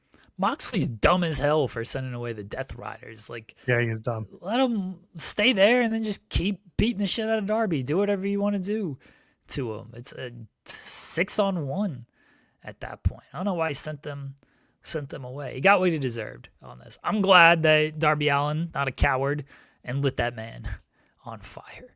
That ruled. More murder, as we always advocate for on this show. We got attempted. So maybe we'll see the first AEW Murderers match. Maybe. Oh, that would be great. That would be great. Could happen. This we'll keep talking about the show in a minute because we got the 2 title matches left to talk about. But I do just want to make a point that All Out for the second year in a row was that kind of bloody, gory revenge type of pay-per-view. And if this is the way they're going to go with it, I don't hate it. I think there's definitely room for it. It's just about getting the stories that make sense to get to those heavy, hardcore type matches. Again, you had 3 matches on the card that were hardcore in nature. So worth mentioning. You can either space them out or you can not. Yeah, I don't mind it. But the whole point of this is John Moxley's an idiot. Sent away his partners out of all this. Should have gotten his wife. Like, Renee, I need you for a minute. Renee, I need to make sure that the body's okay. Can you check on the body for me? At least keep Marina there. I mean, come on now. She's too busy calling out, sassy bitches and Defy. Yeah, true. It was a good promo. It was a very good promo. Something's working there, which I am very happy to see. Women's title, 4-way. Jeremy, did I not tell you that there was a high chance that Chris Statlander would walk away with this title, and that the story made perfect sense that Toni Storm bit off more than she can chew? And that was the outcome. You did say that. I think I alluded to as much on Friday as well, because many people thought that Toni Storm was going to retain. I thought that Statlander had a good shot. I thought it might be Death Rider interference, and whether she wanted it or not, and that was how she might get the title. It was not Death Rider interference. It was Death Rider suggestion that she got the title. But yeah, I think people were a little too dismissive of thinking that Toni Storm was going to retain when I said this on Thursday's show with SP3 as well. After Toni's promo on Wednesday, that felt like a promo of I'm losing on Saturday. Like the way she just was speaking about her reign and everything gave me, oh yeah, she's actually going to lose the title here on Saturday. That's what I got from that promo on Wednesday. And I thought there was a good chance that Statlander was gonna win, and that's what happened. The crowd, like, I think they got the right reaction from the crowd because it was very stunned, but it was like good kind of stunned, of not like disappointed kind of stunned. So it was a good reaction on the crowd, and I thought the match was very good, and maybe a little too short given who was involved and the moment of Tony losing. But I also don't need matches that overstay their welcome, and that this match did not do that. And I thought everybody looked really good in the match leading to the finish. I thought Thecla really looked good in this match. Yeah, you could tell that she was energized to be in that spot. Yeah, the reaction from the crowd was one of those, she did it. And it was like excitement after that. I think people who have been riding the Chris Statlander train for a long time were excited, especially because not only has, as they mentioned in the media scrum, she's been through a lot when it comes to injury and just stop and start pushes. So this was going all in on someone who's been with the company since very, very early days. So I mentioned it on Twitter. I was like, the story was this crafty underdog veteran in Chris Statlander taking advantage of Toni Storm getting a little too complacent, and beating her, by the way, with what is effectively a roll up. I mean, it's a seatbelt pin, but it was still like a roll through type of pin, not a traditional pin, which is how Toni Storm was beating people when she brought back the fake Toni Storm gimmick that she was running before going back to Timeless. So there was a little bit of extra storytelling elements in there that was really good. The reaction from Toni Storm, I see people mentioning it in the chat, saying that she looked relieved, wasn't the way I was reading it. She looked almost confused and bewildered. She was probably excited, like she probably had it in her eyes that she was happy for her friend, but to me the look was like shock and just confusion. Like, how could I lose? How could I have lost to her? Not in a heel babyface way, but in a I wasn't supposed to lose. And now she's got to work through that. And I'm sure Chris is going to do a one-on-one match with Toni. Feels like it's inevitable. She said as much in the press scrum as well that she wants to face Toni one-on-one. So for that, again, I think it works. And you can also use Jamie Hayter somewhere down the line to have a title match. You got some fresh opponents that you can work with, which is an extra added bonus to Chris winning the world title. Yeah, I assume they'll probably do a rematch or a one-on-one match at Wrestle Dream, I would imagine. But I thought Toni sold the finish well, as far as like her reaction afterward. Like, there was a look of shock. People are saying relief, even some like almost like a smile from her of like, you crafty bitch, you got me, type of thing. Again, the idea she bit off more than she can chew, and now she knows for next time. Again, if a wrestling character can build upon the mistakes they make, then they are a successful wrestling character, and that's what this points to. Once Toni gets Luther back, that's when Toni will regain her mojo with things. Well, Matthew Hook sent a super chat earlier saying predictions on Toni's announcement. Good job, Joel. Well, thank you, first of all. That's the announcement. The intergender tag team titles. Toni Storm and Luther, inaugural world champions. It's back, baby. We're going to make major announcements. It's an important announcement. Well, here we go. Yes. We're making huge announcements about important announcements. Yeah, it's an important announcement on Wednesday. I hope it's just like safety concerns. Safety is very important, you know? Yeah, we want to know. We want you to know that we love OSHA, and OSHA's back in AEW, baby. We'll be health and safety inspected until 2028. I don't know why he always turns into younger Frank Costanza. Very funny that they're doing the important announcement. I've seen people say that it might be women's tag team titles. Like, all right, sure, fine. Jack Perry gets a world title shot. Hell yeah, that would be a very important announcement. He should announce Vanilla Baby. He's got the rights to Love It On Me coming out of the lawsuit. He should come out. I had a lawsuit. Lawsuit. Well, yeah, I was reading Louis' chat and lawsuit hit and not press conference. So sorry. We should definitely have a lawsuit. No, we should definitely have it. Should be Toni coming out and being like, I was going to make a huge announcement. I've got a bigger one after our media scrum where someone asked about media rights. I want to introduce Jack Harlow. Everyone's gonna be so confused. The funniest thing, he should name you by name after the media scrum where Joel Pearl, Fightful and In the Weeds, asked about media rights. The funniest thing about that answer is Tony just casually dropping, like, I've been to parties with Jack Harlow. Definitely like, all right, that's a flex. All right, I get it.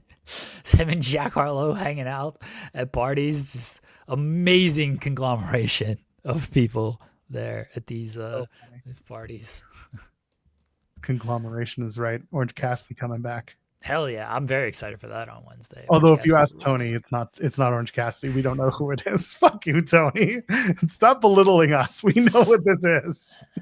You gotta tune in on the show. You gotta tune into on Wednesday Night Dynamite to find out if it is Orange Cassidy. It could be. So the women's tag titles is one that went around. Blood and Guts is one that could come up because you have enough runway space to announce the venue and all that. And again, you're on a pretty good streak right now of shows. You know, what's the line? It's been a great run of shows. Yeah, we just had a great show, and it's been a run of great shows. Yeah. So anyway, he's back to that. Literally, they are on a good run of shows, and if they're going to be moving back into arenas and not doing all theaters, if they want to book an arena for a big show, not Paul White, coming up in the next few months, then Blood and Guts is a pretty good way to make that announcement and capitalize off of a really solid pay-per-view. So it could be that. We don't know. We'll find out come Wednesday or earlier if someone lets it out early. But yeah, we're back, baby. Big announcements. Huge announcements. Important. Get the... That's right. This is in the middle, right? Yeah. We have to, do you remember what the scale was? I don't know. I don't remember this scale. We got to go back several weeks. I probably deleted the tweet about the scale because when I did my mass delete, I lost a lot of that stuff. Yeah, if someone can recall what the scale was from big to very important or whatever it was, massive was obviously the top. Damn promoters. Yeah, is this just first of the year? It might be. No, I feel like he doesn't do like the announcement thing as much anymore. It's been a while. Usually send-ups like, we're going back to the UK, and everyone's like, that's nice. Good for you. It's gonna be a wet fart. It's just gonna be, we're all gonna be like, it's this, and it's like, Jack Perry's back. Like, well, we knew this. Okay, but that's still a very important announcement. Of course, but it's still, we know this. Kenny Omega still works for the company. Oh, okay, good to know. I've re-signed Kenny Omega. What about the possibility that it's the return of the Full Gear tournament, the number one contendership tournament? They haven't done that in a few years, so that's something that's bandied about in my head. Could be something like that. Yeah, we'll see. Again, not going to put too much stock into it. I think it'll either be really, really funny or it's going to be really, really fun. There's no in between unless it's something egregious, which I really hope it's not. Yeah, we're going back to London, Ontario. I'll be sitting there being like, all right, I'll go back. Not gonna try for anything. Okay. World title match. Hangman Adam Page defeats Cal Fletcher. This was the culmination of a very long show. I at this point I was definitely feeling tired, but I knew this was the last match on the show. When the announcer, when they said 30 minutes down, obviously everyone in our section was like, oh, they're not going to go Broadway. And I'm like, they fucking better not. And I looked at the clock and I'm like, it's 7:15. It's like, they got to be done in the next 15 minutes because, time's a wasting. And they ended up going about 45 minutes, right? Somewhere around there. I think the official time was 38. Oh, really? Not too long after the announcement. Okay. For some reason, I thought it was over 40. But either way, they did a long match. And again, this was in service of really raising Kyle Fletcher's stock even more while still making that Hangman is the main character. He is their champion. He is the guy, and you will be behind him. And I thought that the match, as long as it was very effective. It was almost a New Japan style main event, which I'm sure if SP3 is watching, he's probably turning over in his figurative grave because I'm mentioning New Japan in a light that he should be mentioning because he gatekeeps New Japan for me. I'm not allowed to talk about New Japan. By the way, Okada Takeshita in the Dome. So anyway, the whole point of this was that it was a very, very well put together main event. Fletcher was on his A game. He brought something and he kept going with it. he just he fucked around for a good 40 minutes.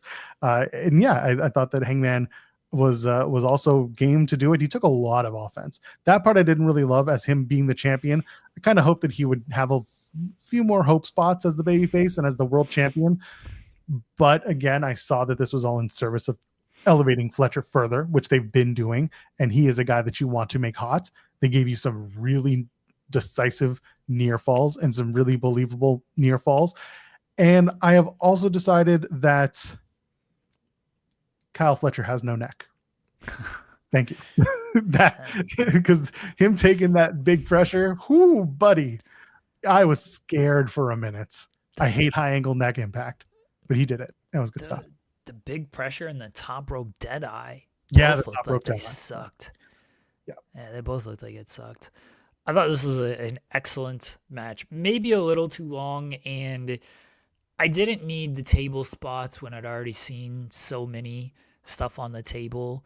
I mean, they hit the brain buster on the table early and then hit another brain buster and Hangman kicked out. And like, fine, he's going to kick out, but I don't know if you need to do all that stuff early in the match just to, because he hit the brain buster on Wednesday, he hit the brain buster on Kenny, and that took Kenny out like for however long. So would have maybe like protect that stuff a little bit more instead of just doing it. So I say early, but it was probably like halfway through the match. It just felt early because there was so much more going on in the match afterwards.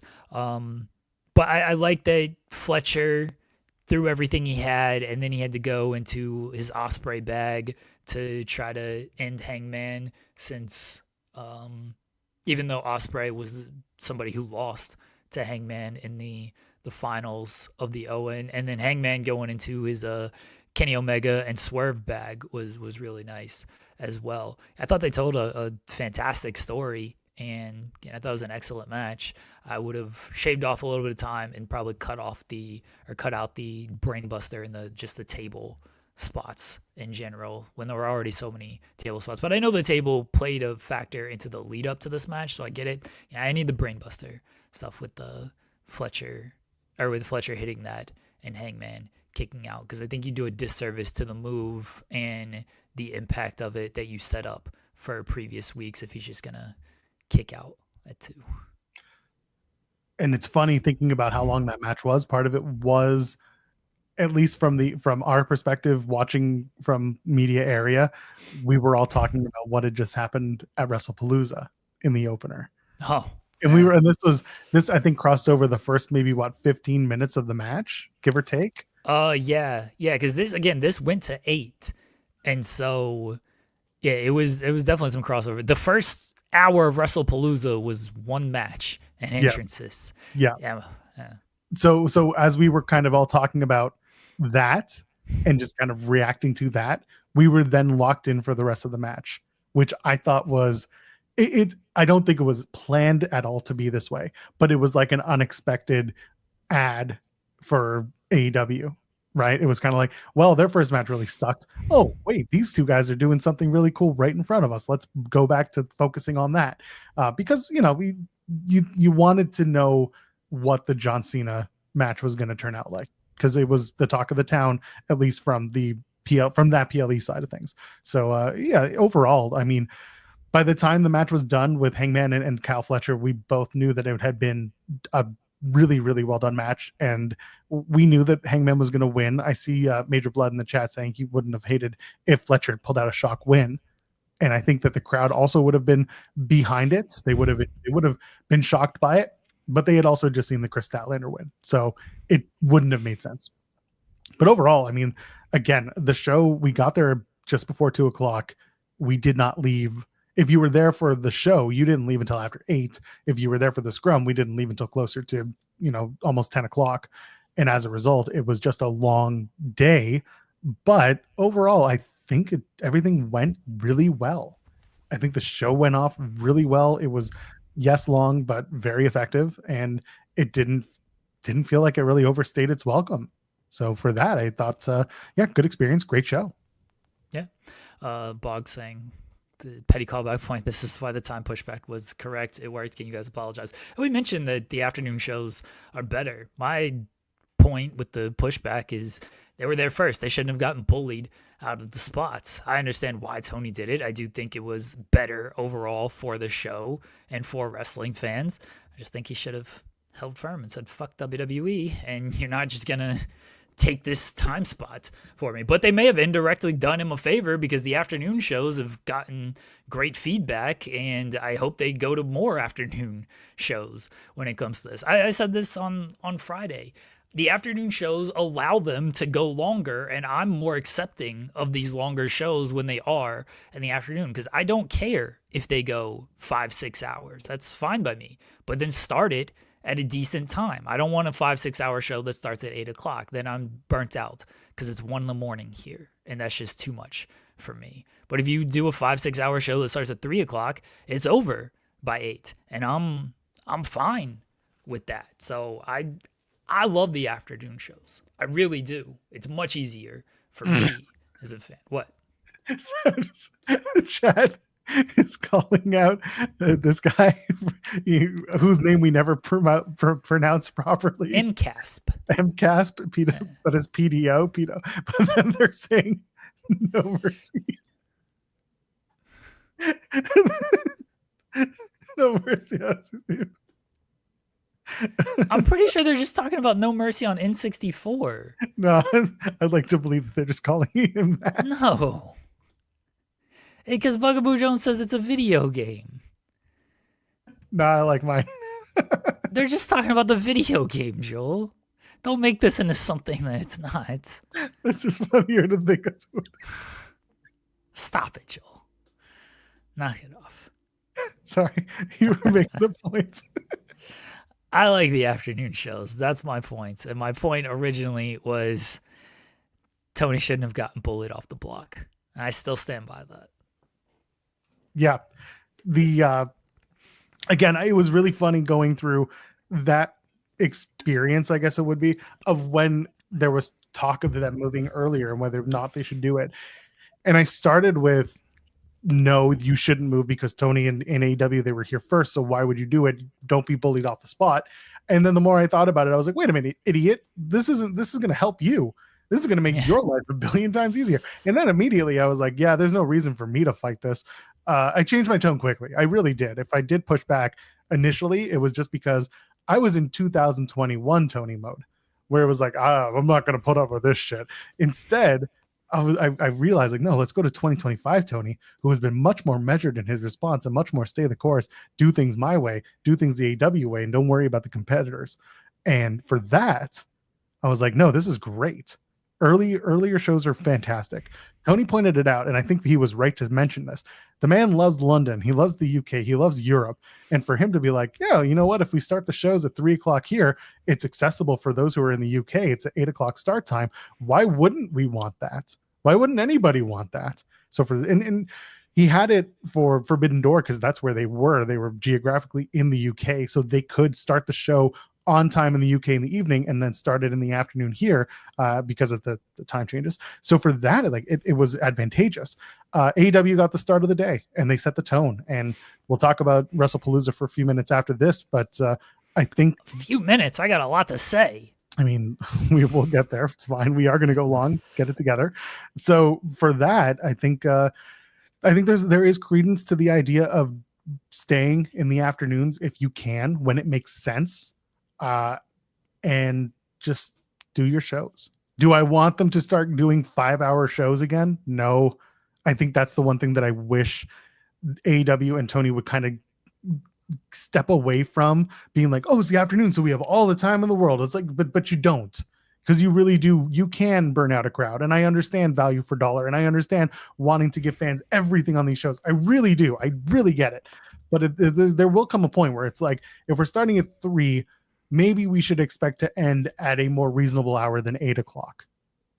That's all I'm asking, is just be conscious of the time you're using from everybody. Because I know you're excited to be here, but there are other people who have other things to do. And also for those who pushed back originally, about the time change, and they were like, well, we booked hotels or we didn't, or we coming in the day of the show.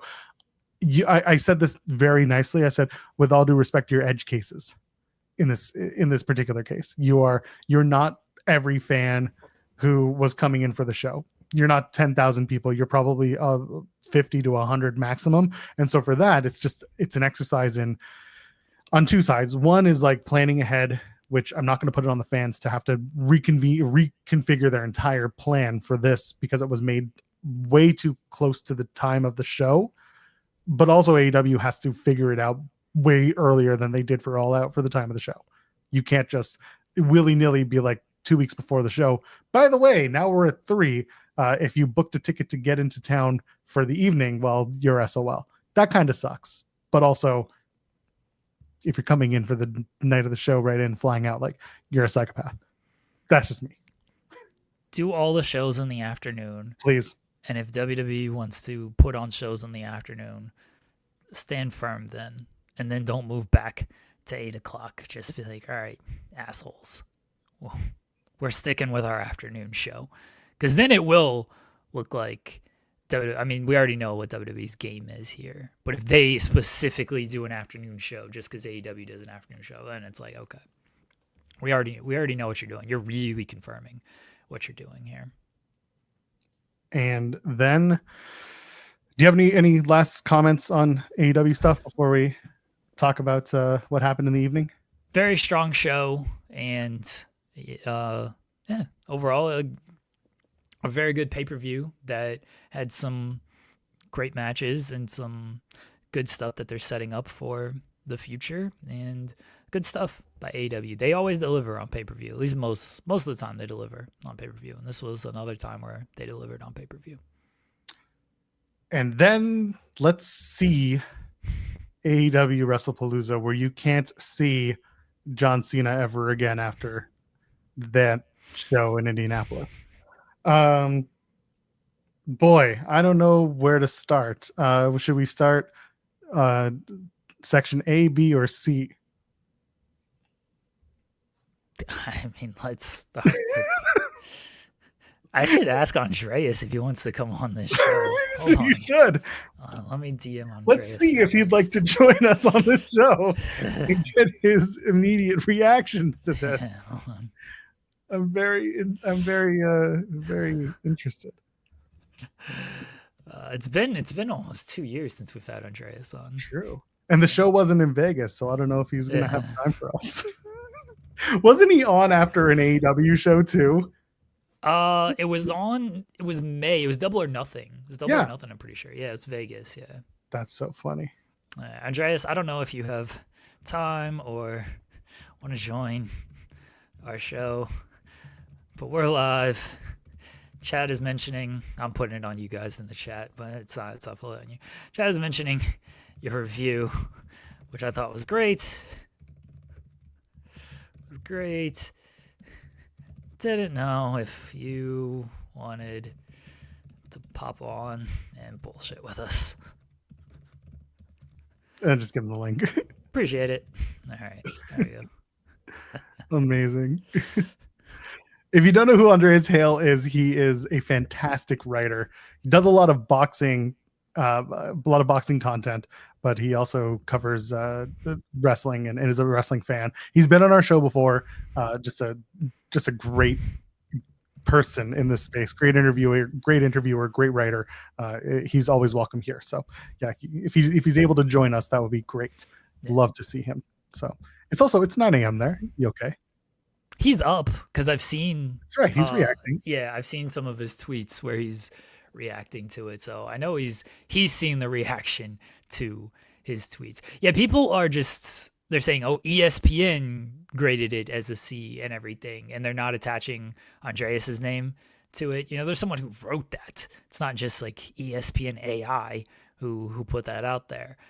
But Andreas is the person. So if you're mad at ESPN or excited about what ESPN had to say, it is Andreas Hale who wrote it, not just a conglomeration of, there's the word of the day, I guess, of people at ESPN. Yeah, Andreas has been on the show. It's been, as we mentioned, over 2 years now.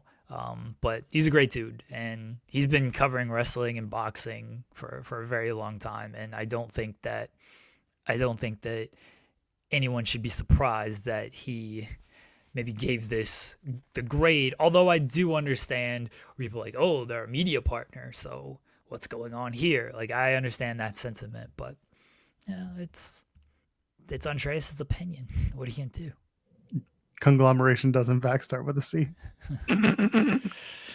There you go. You know what? There's that song by Styx, "I'm Sailing Away," set an open course for the Virgin Seas. Why am I mentioning Styx? No, I'm mentioning Styx because the opening to this brand new ESPN "Young People Love Us, Come Watch Us, Young People" is a Styx song. They're using "Renegade" by Styx. And I'm like, what is this new, nice WWE now playing old person music? Fantastic. Just laughing. I was like, why are they playing "Renegades" by Styx? I'm sailing away, setting up in course with the Virgin Sea. It's like that song by Styx. Once I start, I can't stop. Anyway. It's a very good bit. Yes, it is. Yeah. This intro sucked. So I watched everything last night. Okay, it's when I watched. It's when I got around to watching the show. So, wow. Can this dude just fucking stop? No, because he's a worker. And I wish the people would finally, I mean, listen, I know SP3 is going to come on here tomorrow, and I fully expect and respect it. He's going to re-explain, as he should, about why this is exactly what to expect from Triple H, from Paul Levesque. He's a worker. He can't help but put himself in every single, at first it looked like it was TKO and like the executive team being like, we really need to make you known as the face. You need to be the face. You need to be out there. People need to know Vince is no longer there. You are the reason. You are the guy. People need to know it's you. As King of North saying, he's there, Dana White, but he doesn't get caught on video doing egregious things to his wife. Other than surprising her, we'll get to that later. So anyway, Triple H is in the stupid thing because of course he is. That's just what you expect at this point. He's going to be everywhere, patting himself on the back without patting himself on the back. Oh, geez, guys, where are you? Are you ready? Are you ready to watch me pat myself on the back? Are you ready? And that's what we get for the first God knows how long of this show. Fantastic. Just great. Andreas is not able to join us. I told him he has an open invite. Told him the link never changes. Come on whenever. Even if it's just a banter, it doesn't have to be anything related today. So we shall see. But I reached out, everybody, and we'll see if he joins us later on in the week or anything. This opening. Every single big show. Not Paul White. Netflix opening, ESPN, even NXT Homecoming. I don't need you to come out here and be like, welcome to the new era, and tell us like it's all fake and it's all entertainment and we're blurring lines. Oh my gosh. Stop it. Just do the fucking show. Stop having to do your whole big entrance and welcome everybody to this. It's every show, too. It's the pay-per-views as well. It comes out of the start WrestleMania. Oh, welcome to WrestleMania. Like, knock it off, dude. We get it. We know what show we're at. We know what we're watching. Go to the matches or have someone else do it that isn't you. I'm tired of you. By the way, worth noting, they do the whole thing. They throw to ringside. They do all the, but by the way, watching on Netflix is fantastic because you don't hear shit about the sponsors. They cut those out. It's like Xfinity presents Wrestlepalooza. But of course, he does the video. They do the pyro. Michael Cole at ringside, and then they go to the back. Who's in this big G-Wagon? Who's coming out of this thing? And it's Pat McAfee. And who the fuck is with Pat McAfee right away? Why was he there for that too? Why was he there for that? We knew McAfee was going to be on the show. They said he was going to be on the show. Why? Just go run the show, dude. It's fine. Why aren't you in Gorilla? Why wouldn't you just let Pat walk his ass to Gorilla, and Pat walks up to, you know what, if you're going to put Triple H back on the screen, have him walk through Gorilla, go up to the entrance, and go up to Paul, just be like, can I go? Can I go? And Paul's like, go ahead, welcome back. And then he goes out, and it's more organic. This was just Paul waiting for him to arrive because they needed to walk his ass all the way through Gorilla to get there. It was such a such a funny moment. It's so annoying. So annoying that this dude just has to be on everything. I hate these videos too. It goes to the history of wrestling. Like, we're all idiots and we don't know what pro wrestling is as we watch this pro wrestling show. Meanwhile, it's just Hogan, Austin, Rock, Hogan, Austin, Rock, one woman, Hogan, Austin, Rock, Trish, Hogan, Austin, Rock, Alundra Blaze, Hogan, Austin. It's like, really? Oh, here's Tito Santana. What the fuck? Why bother? Oh, here's Bruno. One shot of Bruno. Hogan, Austin, Rock. Like, Jesus Christ. It's like, we've always been sports, and this is sports because we're also entertainment, and we blur the lines, and this is what we do. Like, oh my God, we get it. You told us at the start of the year on Netflix that you're scripted entertainment. It was literally your Netflix pitch, and now your pitch is where sports and entertainment meet. We understand. We understand what you are. Just do the show. Knock it off. Don't bother. I'm like, I don't know who it's for either, Jules. That's the thing, is it's clearly not for me. But there are a section, like, they love the spectacle of it. And this is like spectacle. You know, like, it's not great spectacle because you're just asking people to watch a video package to open the show. But when they do, you know, Jey Uso has to run back his entrance, and Cena gets all the kids for his entrance. Like, it's all spectacle. It's all a show, pomp and circumstance. And there are a lot of people who enjoy all of that stuff. And the matches are just kind of secondary. I kind of understand all of that. But I really don't know these video packages and these long intros welcome you to the show. Like, I don't get, you have a kickoff show for all of this. We talk about, they want to be football, and they want to have the long pre-shows and the post-shows because they think they're the NFL and stuff. All right, you know what happens at 1:00? The game starts. Maybe it's 1:05 after the announcers just do a quick intro of like, hey, we got what? The game did start. Are you ready?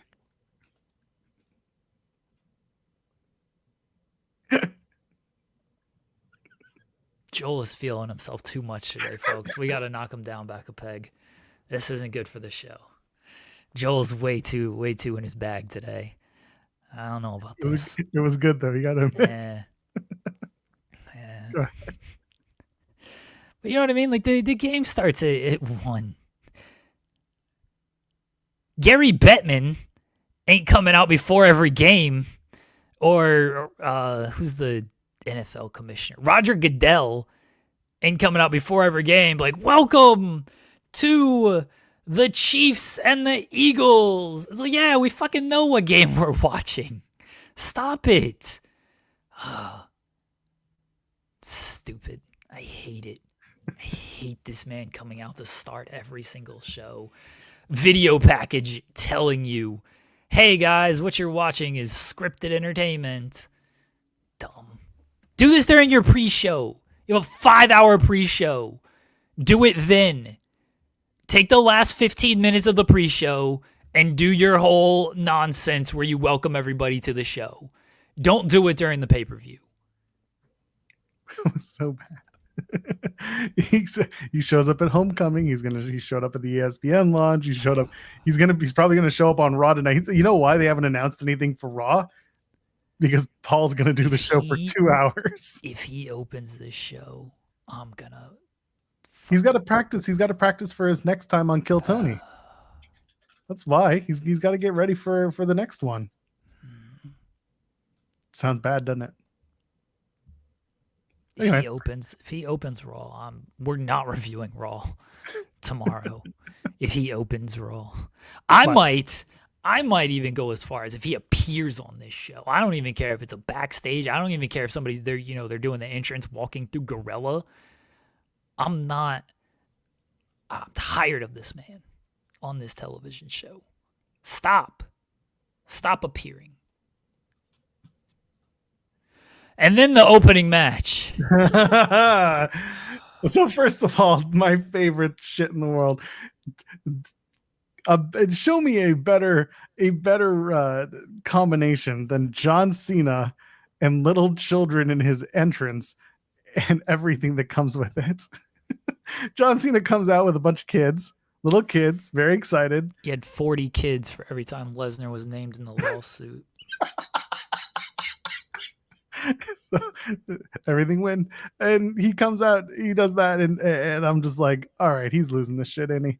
If I'd even seen it, and Brock comes out, he does his stupid shit, and Michael Cole's like, oh, I'm so scared, oh, they're cowering behind me, yeah, it is what it is. But Brock Lesnar manhandles John Cena at SummerSlam 2014 all over again, and everyone's just like, what is this in service of? I'm like, oh, but unfortunately, the service is that Brock is still going to be here after December. And I get that there's a lot of pushback on that sentiment, as there should be. But like from internal, it's just like, because Brock will be on the fucking Saudi show in January. There's your answer. It's so stupid. There was no reason for it. John Cena got manhandled. John Cena hit a bunch of A's and it wasn't enough. So Brock just got beat red in the face and beat up John Cena. Where Gallows and Anderson for that shout. This was worse than SummerSlam, because at least SummerSlam there was a means to the end of Brock had just broken the streak, and then he faces Cena, and Cena kind of got the title because Danielson was hurt, and he won Money in the Bank. I think he won it at Money in the Bank. So like at least there was kind of a point to why Brock went over in that manner. What was this? What is happening with this? Not Why? much. Well, either they're going to do it again in Australia, or God knows what. I don't think they're doing Australia. I'm convinced Brock is the retirement match now. I think Cena's going to return in Australia, and he's going to beat whoever because somebody's going to call him out because he's going to be off TV until Australia. So somebody's just going to call him out. Maybe it's Dom. And they're going to do the retirement match, and they'll do that. And then they'll be in War Games because Brock might be the fifth man for the Vision, since Heyman is now tied with Brock again. So Cena's going to be in the War Games match. And then the retirement match is going to be Brock, and Cena will beat Brock as his retirement opponent as Vince McMahon claps from the top of the stage. What's obnoxious is that it's going to be Vince McMahon clapping from the top of the stage. Brock's there too. Dana White's going to be there. President Dickhead's going to be there too. I'm sorry, I can't say that. They'll pull me from the air, but I'm Canadian, so come after me. He'll be there, and it'll be a whole schmoz of whatever the fuck.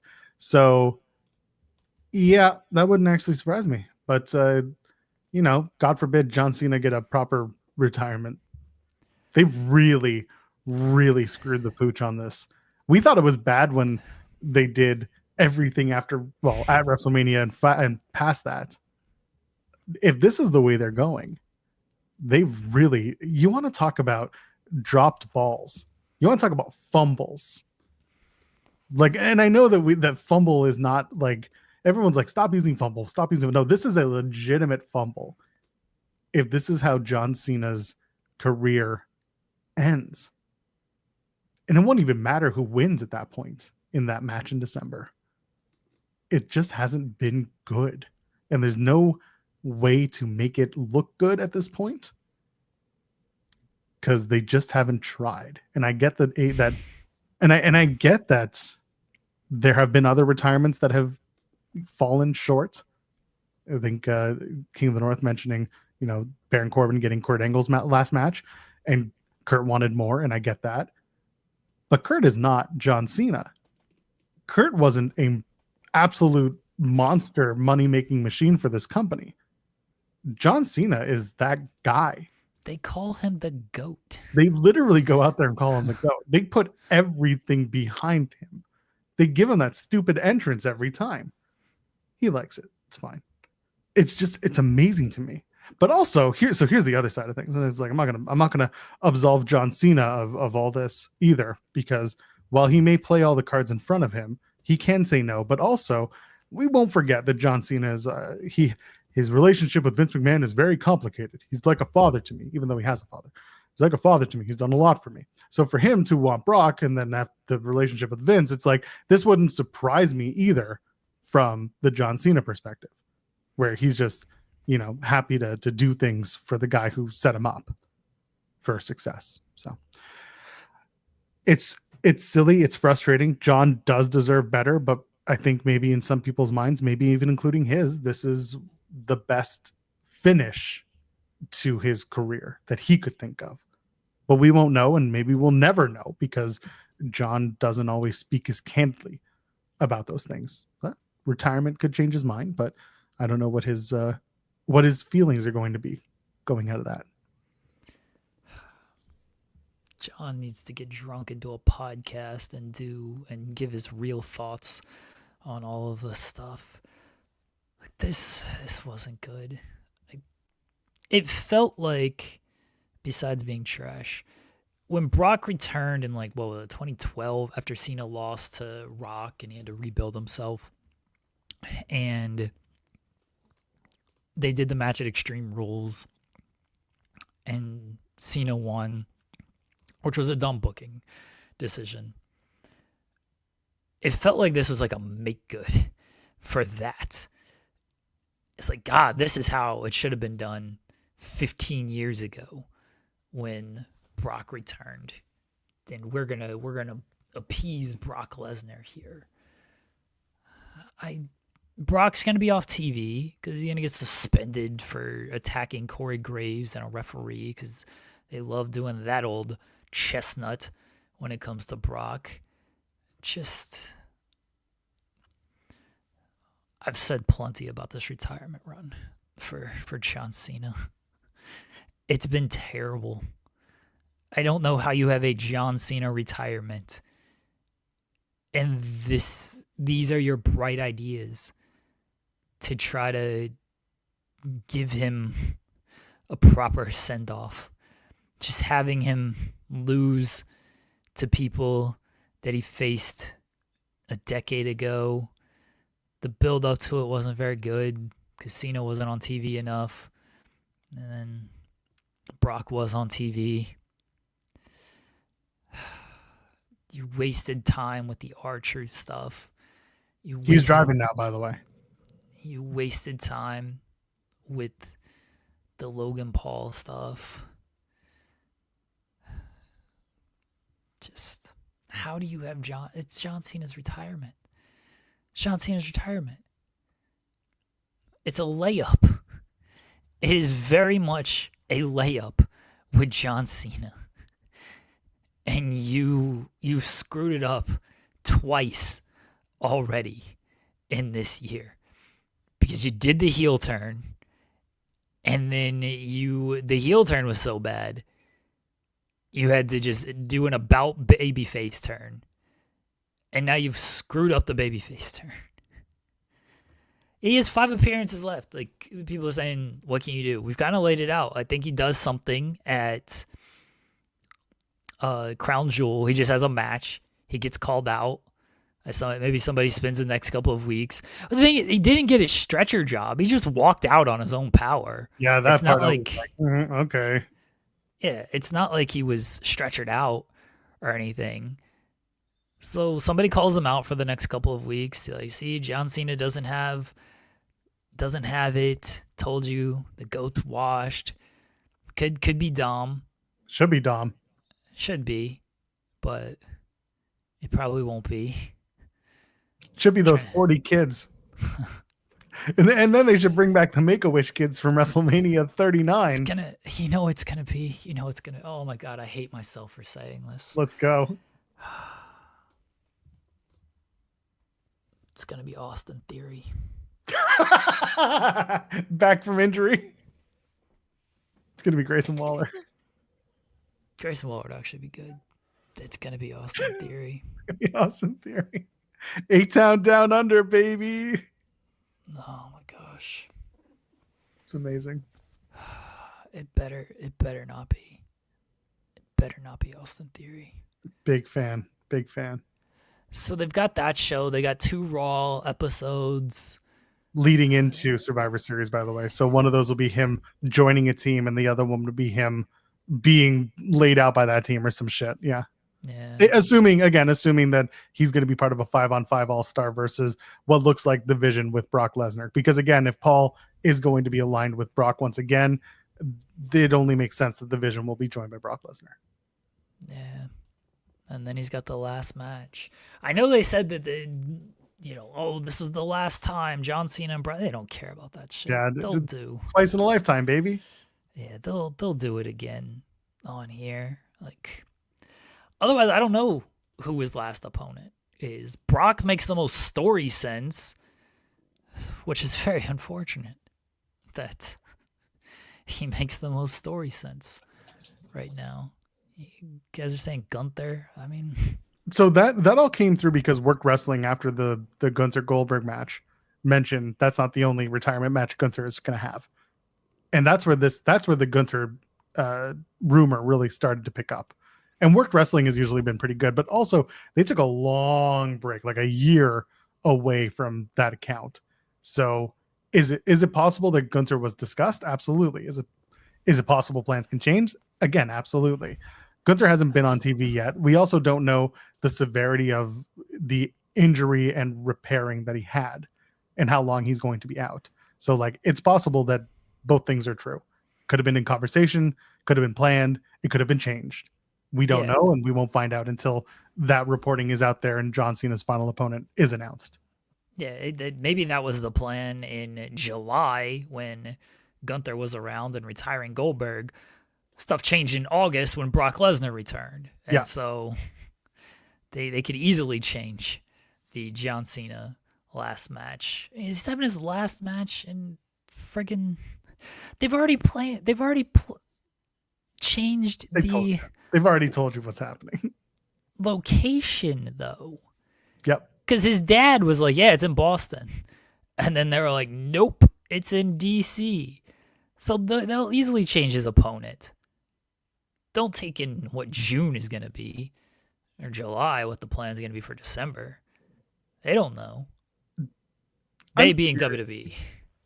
So I'm curious about UFC fans and how they feel about Brock now. Not lawsuit related, but I'm talking Brock. Like, is Brock still seen as like dominant former UFC champion? He's so great. Or do they see him as, oh, he went back to that fake shit? The reason I ask this is because Mark Shapiro making comments about ticket prices and how WWE has a long way to go to catch up to the yield that UFC offers for ticket prices. And if his feeling is that using a guy like Brock is going to court those UFC fans to come over for this big Saturday night's mega event, main event, then they're going to want to try and get Brock on the card against Cena and bring in the UFC fans. I don't think y'all can use that slip up, by the way. Go ahead. I'm offering it up because I made the mistake of calling it that show. It wasn't planned. I just called it that. But if you guys end up using that, I'm totally fine with that. Good.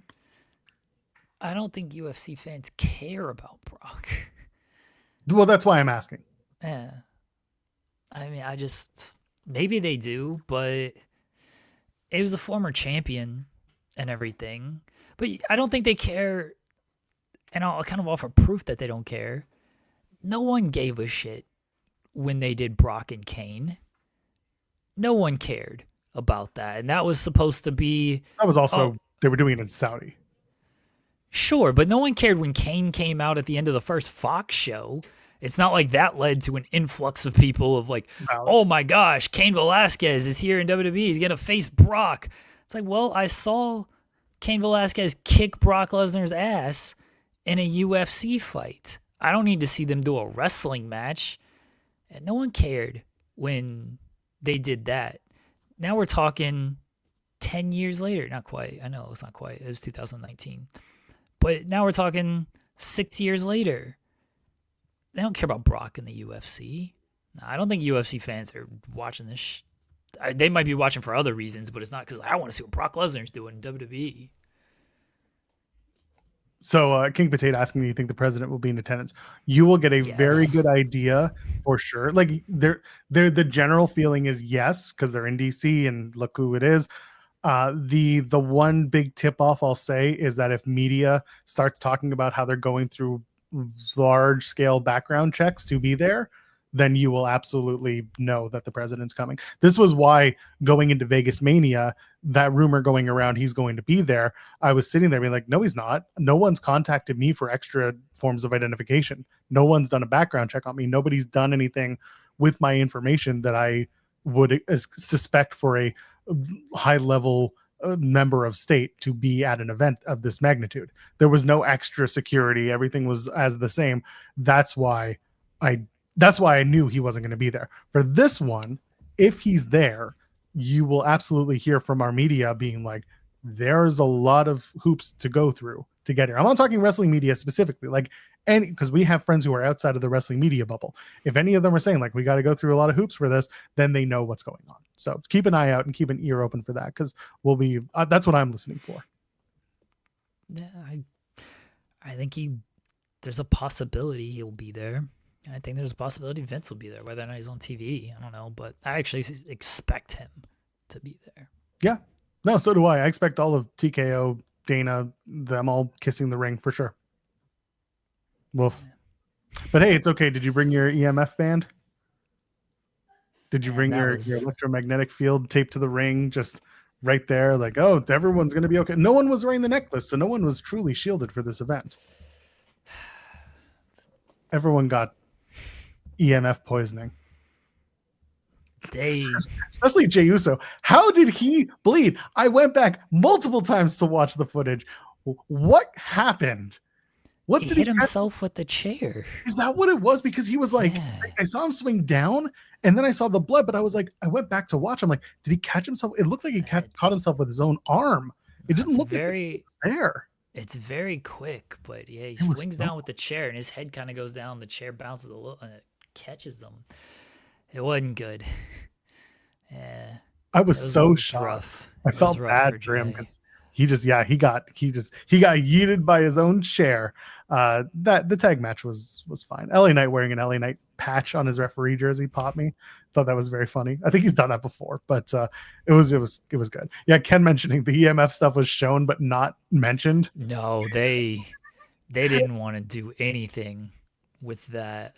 Keep that snake oil shit away, baby. We're getting money, so all right. Yeah, they didn't want to do anything with that stuff. Anyway, the tag match was good stuff. Like, it was fine stuff. Usos losing didn't really surprise me because they hadn't been a team in a while, except for that one random time where they were a team going back to Europe. But other than that, I mean, it was a good match. The two teams beat the shit out of each other. I love that there's that one photo going around of Jay backwards with his legs out and says heat because his body makes the Y. Have you seen this? Yes, you've seen it. Yeah. It was fine. The match was good stuff, and the Vision get the win. So there you go. Yeah, it happened. Luckily, the match of the night was the women's title match. Stephanie Vaquer captures the women's championship. No, it was not a spiral tap. Even AJ Styles has said so. He went to Twitter and he said it wasn't that, but it was phenomenal. as he wore his EMF bracelet around his neck just to make sure that the electromagnetic fields get him. It was more just like a corkscrew moonsault. Yeah. All right. Like, yeah. It was a beautiful move. Yeah. And she hit it wonderfully. Looked good. The match, again, Stephanie Vaquer and Io Sky were always going to have a great match. This was everyone's expected match of the night. It almost could have taken match of the weekend, but there were some really fantastic showings at All Out. Again, we go back to the triple threat in the All Out show, but this was definitely the highest graded match on the card from WWE standpoint. It was very well done.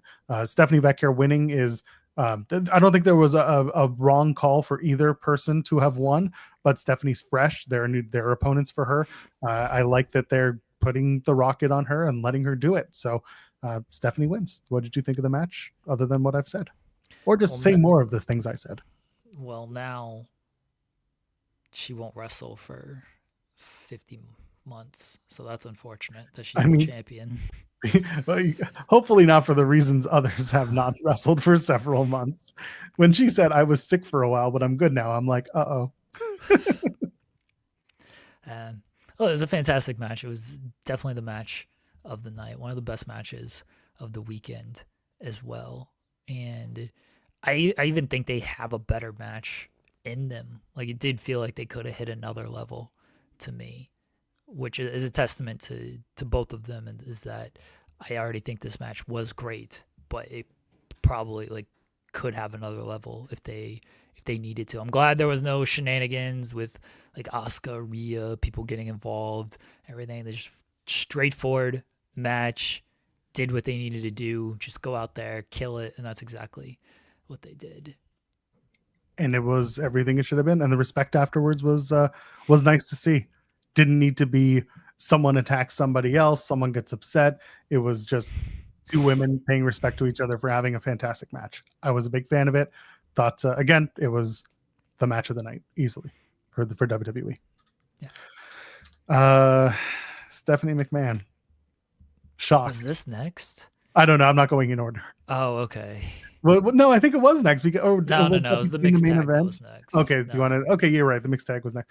Were you watching on ESPN or were you watching on Netflix? I was watching on ESPN. So I was watching on Netflix. We have commercials now. Yeah, so do we. No, we have the dun dun dun dun. Oh, dun, that shit. We have that shit now. I am so done with ESPN. You people are awful because of this shit. I can't watch PLEs anymore. People were mad about this, and I understand why.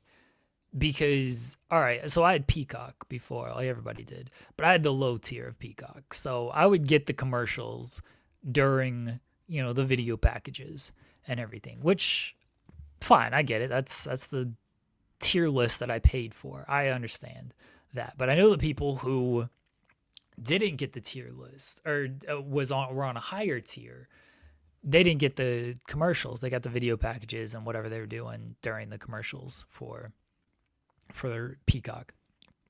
So with ESPN, we're already paying $30 for this app. There are no tiers. It's one tier, $30 or $40, whatever it is. I pay $30, and we still got commercials. We got 4 minutes worth of commercials. What? Why? At least with the Peacock deal, like you were saying, you had some filler. There was something like a commercial, but a WWE promoted something. Well, no, they would run. We would miss on Peacock. We would miss the video packages for the matches and stuff. That's when they would run the commercials. Do that here. Yeah. No, they ran legitimate commercials. It was like 4 minutes every time during matches. It's like, wait a second, this is a premium live event and we don't even have an option? I would not pay more. I would not pay extra for no commercials, mind you. I don't care that much, and I don't want them getting extra money out of me when everything's already too expensive. You can also just catch up on whatever you're working on in the moment anyway in those commercial breaks. But it's still, people are saying VPN, fine. But as Joel said, we're making the point. Netflix shows the stupid, we're in a commercial break with the stupid music, where they did not do that before. When it was Peacock, still with Netflix, we would just see everything. Sportsnet, when it was on Sportsnet in Canada, we would just see everything the Peacock Premium would see. They'd even say, for Peacock Premium subscribers, here's how we got here. At least they'd show you a WWE like produced video package. They wouldn't just cut to a commercial. Hell, even like a stupid Jimmy John's commercial, not Jimmy John's, a Papa John's commercial with WWE wrestlers doing whatever they do, that would have been okay. At least it's like their produced content and it's silly and it's part of the show. Instead, we're getting the stupid music and the wrestler doing their moves and posing down. And you're like, this is awkward to be watching. The commercials on ESPN were very absurd. And it's what made the show even longer. You know, I tweeted, and this was a legitimate statement, 51 minutes into the show, a 9-minute match between Lesnar and Cena that made kids cry, which was honestly a hilarious cut that they went to the crying kid. I was like, all right, that's kind of funny. And the rest was entrances because Jey Uso ran his entrance back twice, commercials, and Triple H. Like legitimate commercials. Absurd. Not good. Just not worth it. People are talking about the WrestleMania ticket prices. Oh, buddy, we've been on these for a while. I think Adrian Hernandez actually commented, and he's a Vegasian, Las Vegian, and he was like, for the first time, well, PW Insider posted the ticket prices, and Hernandez was like, this is the first time where it may actually be safe to say it's cheaper to go to Disneyland on vacation. Who needs WrestleMania, right? Anyway, see you guys in Vegas. I won't be there. 400 section is $854. That's for both days. So it's still over $400, $425 for each day. No thanks. It's expensive, man. I can't do it. Oh yeah, $425 for again each day. That's, I guess that's the normal though. I mean, I guess. I don't know. I'm not cheering ticket prices out here. I don't. This company's gonna make money anyway. I don't need them paying, but they keep selling stuff out, man. And until they don't sell stuff out, then they're gonna keep having these as the prices. Yeah. Anyway, should we talk about the mixed tag? Oh, sure. AJ Lee returns her first official match back. She teams with her husband, CM Punk, who's very happy to be married to her. AJ's husband. Yes, AJ's husband, as the jacket says. Yeah. They defeat Seth Rollins and his wife, Becky Lynch. Whole lot of talk about this. Why isn't it showing? Oh, this sucks. It's not showing. Oh, I know what you're trying to do. Yeah, I had a bit and everything. See if I can. What happens if I put up on a video? StreamYard's trying to fuck on you. They're really trying to fuck on me, man. This sucks. They won't show it because it's a GIF. Anyway, it was the Simpsons windmill. It was Bart doing a lot of people talking about that move. Yeah, sure, whatever. The match was fine. The match was good. As just exactly as expected. It was CM Punk and AJ Lee getting a win, and we're back, baby. I don't know what we're back to doing, but this match was good. It was a good spotlight for AJ Lee because it was having her first match back. Punk was they took the heat off Punk and Rollins carrying their feud, and instead they moved it over to Becky and AJ. It's fine. Good for y'all. So have fun. I thought there were a lot of fun moments in the match, especially Becky and Seth being little dickheads. I thought that was good stuff. It was too long. It didn't need to be a half-hour long match, and like that middle portion was just like, okay. Like they kept building to the hot tag to AJ. It felt like it took forever to get there. And it felt like there was just diminishing returns on how long it actually took. But look, once you got the hot tag, the crowd popped, and that's when things kind of turned around. You probably would have gotten that same pop if you shave off 5 to 7 minutes during that middle portion. I don't think that was like, oh, see, that's why they were going to pop for AJ. They were chanting, we want AJ immediately into this match. So they were gonna pop for AJ on that hot tag. You didn't need to extend it as long as they did. I thought AJ looked as good as you're gonna be for not wrestling for 10 years. It was a match that could highlight some of her strengths. She worked with very good people in the ring, and there was a couple of things. Her timing was a little off. What is happening? I got the GIF to work. Oh, okay. Just wanted people to see the windmill that I worked so hard to build. Okay. All right, we're back. Do you want to use it? No, I showed it. It didn't show up for me. Oh, now it's working. Yeah, now it's showing Okay, up. now it's working. Yeah, it's Okay. there. Don't you worry. I'm going to use my hands. Go like this. And if you get hit, it's your own fault. All right, I'm a child. All right. You're good. All right.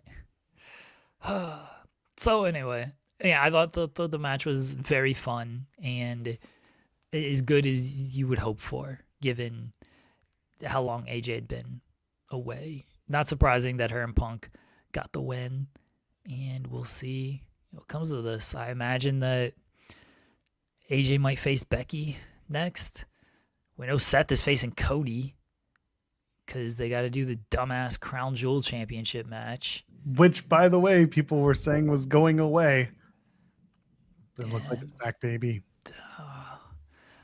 I never lost faith, Paul. I knew you would do the. I knew you'd bring the big gaudy belt back to wherever it was. Surprised. That was probably part of the negotiations for WrestleMania. They were like, we want WrestleMania, not the Super WrestleMania bullshit. Give us WrestleMania 2027. Fine. Give us the title belts to go to Australia. Okay.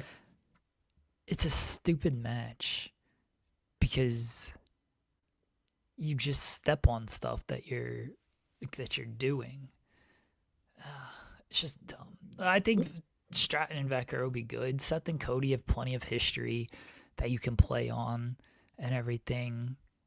It's like it just feels like it gets in the way of what they're trying to do because they have to do this champion versus champion match, and then it's not referenced anymore. That's the other part. It's like they do it, and then no one cares after it's done because it's not like they bring that title out on television or say anything. You know what I mean? Like, it's just dumb. Yep. Yeah, not what I would do. Not what I would do. But yeah, they're going to do it. Also, I don't even know if it's going to be Tiffany Stratton because they're doing the women's triple threat this Friday, and they might do a title change. Yeah, that's also possible. Has Stratton had a match with Vecker? I don't think they have. No. I don't think they've had a match. No, because they didn't have any crossover. Yeah. In NXT. Whoops, there's a U in her last name. Yeah, they've never done it. So, but Vecker and Nia Jax, they haven't had a match either. They put this title on Nia. There's a chance they do, only because out of the three, she is the most I don't know how to put this. Well, she's certainly the most experienced worker out of the three. Yeah. Between Jade, Tiffany, and Nia. Feel how you will about that, and I understand it. But they might. I mean, she's been in Battle Royals and Royal Rumbles with Vecker, but not anything else. I think there's a possibility they put it on her. I thought this was going to be their way to put the title on Jade without beating Tiffany. There's also that. Jade and Stephanie Vecker seems like a weird move. But I understand people saying Vecker and Stratton, like there is a separation there. But there's a juxtaposition there. Breaking news, by the way, Mickie James is going to be inducted. Excuse me. Mickie James set to be inducted into the TNA Hall of Fame at Bound for Glory, October 12th. Nostalgia for glory. Bound for nostalgia. Bound for matches with the Hardys and Team 3D. Happy for Mickie James, though. Very well deserved. Yeah, I mean, it's a Hall of Fame induction, so you can get away with the nostalgia here. It's a Hall of Fame induction. I know. It's nice. Good for her. For real. She deserves that. She'll be, This isn't me poking fun. It'll probably be on the pre-show, so it will be free to watch, assuming they continue with the tradition of doing the inductions during the pre-show, because it's for free on YouTube. So for those who will want to watch that, it'll be available presumably through the pre-show. Good for Mickey. No, she listen, left an indelible mark on TNA. She had some incredible matches, had incredible runs, including the last ride. Not to be confused with the Undertaker, who we're going to talk about next. But good for Mickey. She got pushed in front of a train and survived, as people should, and for that, she deserves it. I have nothing else to add. Mickey definitely earns the spot with the TNA Hall of Fame, given all her contributions to TNA. So good on her. Good on Mickey. Well deserved for being in this Hall of Fame as well. And let's talk about it. Who else is going into a Hall of Fame? Stephanie McMahon is joining the WWE Hall of Fame. Are we already at that part of the... No, I'm just kidding. The Undertaker comes out because, of course, he's got to make that announcement. The motorcycle man who once abducted this woman, who once said, "Where to, Stephanie?" You know how he should have done it? He should have sat down next to her and said, "I got one question. Where to, Stephanie?" And she should have been like, "I don't know, Mark. Where are we going? How about the 2026 WWE Hall of Fame?" And that should have been the segment right there. And she should have been like, "No!" And then that would have been it. They are really trying to show you who the hell runs this place now, because suddenly Undertaker is fucking everywhere. It's Triple A legend and Booker, the Undertaker. We've got to stop Joel, everybody. We have to stop him. It's fine. I'm sure by Wednesday I'll be back to normal. I got a good night's sleep last night too, so it helps.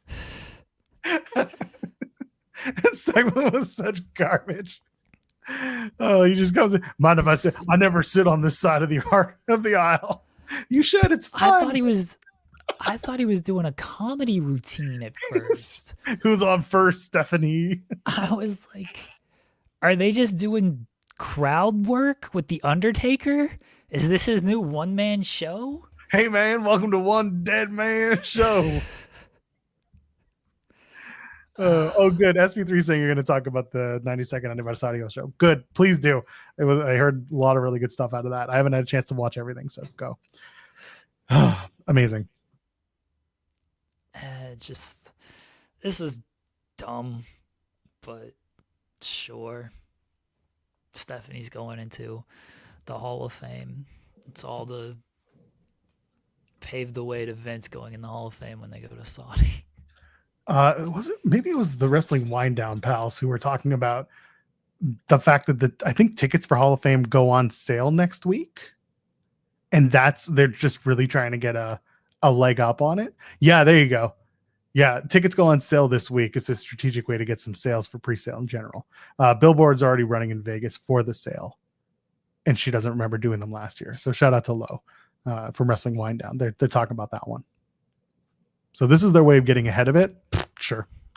I mean, I don't have an issue with them like making the announcement that Stephanie's going into the Hall of Fame early to try to boost a little awareness and ticket sales. And Stephanie, for her on-screen, is certainly a memorable character. For off-screen, there's some good and some bad stuff there.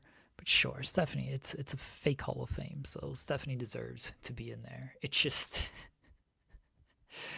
just the way they did it was so hilarious with the Undertaker coming. At least Triple H didn't come out to do it. That would have been overkill. Worse. And if there's one thing this company knows, well, what's funny is they show her afterwards. Nick Khan and his kids come over and give her a big hug, and she's all excited. And she says something like, "Nick Khan, you're in trouble." Like you can see her mouth the words "you're in trouble," and like she's like, "Oh, and Paul's in trouble," and it's I see Senior Nerd being like, she knew it was happening. I think it's possible that she didn't, or that she was maybe tipped off and didn't believe it. But when it happened, she definitely had a deer in the headlights look to her. So yeah, I didn't think she knew at all. Like her reaction definitely gave me she did not know. I mean, maybe I'm being naive about it, but This felt like Paul getting back at Stephanie for last year. Yeah. When he was inducted and he was surprised during that town hall. Yeah. No, it felt like to me that she did not know, but maybe she did. Yeah, it's one thing to get inducted in front of your entire peer or your entire company. It's another thing to do it in front of 20,000 fans. But hey, who am I? It's not my induction. Stephanie, do you want to be in the Hall of Fame? Anyway, and then the main event, Cody retains his WWE title over Drew McIntyre. Did you notice? No. Cody Rhodes is the only wrestler who still gets the AR graphics. Everyone else is done. He's the only one. He gets the big logo that comes together, and then you go through the eyeball, and it's suddenly you're into American Nightmare. But that he's the only one who's got those left. I don't know who kept them, but he's the only one. It's part of his presentation that he had to have. I guess so. I mean, everyone else's is gone. They really they used to lean very heavily. I remember the first time was when they did them at was it the Royal Rumble in Phoenix in 2019, and people were shitting all over it. I'll never forget that. And I was there live, so I'm like, I can't see the graphics. And then afterwards, I'm like, it doesn't look so bad, but it got more egregious as time went on. But yeah, notice Cody's the only one who still has them. Anyway, he retains his title. And it was a match that was more about the referee than it was about the actual type fight for the title, which was not great. Who agented this match? I want their head. We actually have those notes over on FightfulSelect.com. Best $5, best $5.99 in the business. Let's take a look real quick at who agented the match from Wrestlepalooza between Cody Rhodes and Drew McIntyre. Let's go. It's not opening fast enough. It's just never fast enough for me. My words got out before I was able to get to the notes. And Adam Pearce and Abyss. Abyss, I love you. Abyss, you're better than this. I rhymed. Adam Pearce, maybe this is why we don't have anything planned for Raw tonight. He's still getting chewed out for that finish. Anyway, those were the two people who put the match together. Dude put together the first match of the card. So you can really blame him for that shit.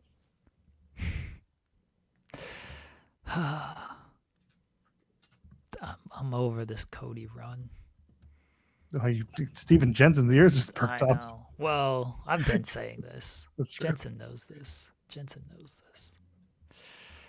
Drew, they just continue to make look like a loser, and I just don't understand the logic with this. He just loses all these big matches, and he's gonna come back and he's gonna complain about losing. He's gonna say the ref tried to fuck on him, and I didn't need it. Just have him win or don't do it. It's dumb. I thought the match was fine. I'm probably not as hard on it as other people are, because I understand that the story they were attempting to tell, but the crowd didn't really seem to care, and that's an issue. And I hate the Cody cutter. I hate that move. It's one of my pet peeves in wrestling. It's not just the Cody cutter, mind you. I don't like any of the springboard jump back cutter. I think it's a dumb move. And Cody running and then, oh no, my head, and then still getting up and doing the move. It's so hokey looking. So hokey. Isn't it amazing? Oh yeah. Anyway, there was some moments in the match. It wasn't a bad worked match. It was just the way that they used the referee as the storytelling point. Like at one point, the referee couldn't get in a position. He had to escape the ring to not get knocked out. Then he had to jump back in just to cover, just to get the near fall on a roll up cover.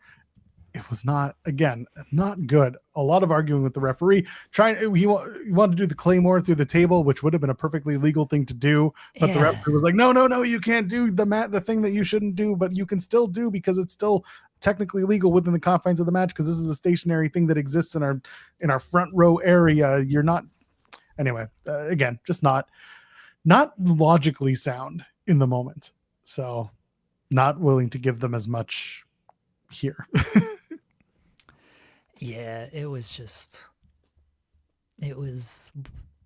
it was a fine match. It was a match that happened, and no one is gonna remember it a week from now. I'm not necessarily buying the changes that were pitched yet. The reporting that's come out, I don't know for sure, but I'm just like, no, I'm not there. I'm not there yet. Nothing else happened on this show. Yeah, they pitched. So for what Joel is referencing, Yeah, sorry, go ahead. Apparently the pitch is from Body Slam. Apparently the pitch was they wanted to have Randy accidentally cost Cody the title, so Drew won. Okay.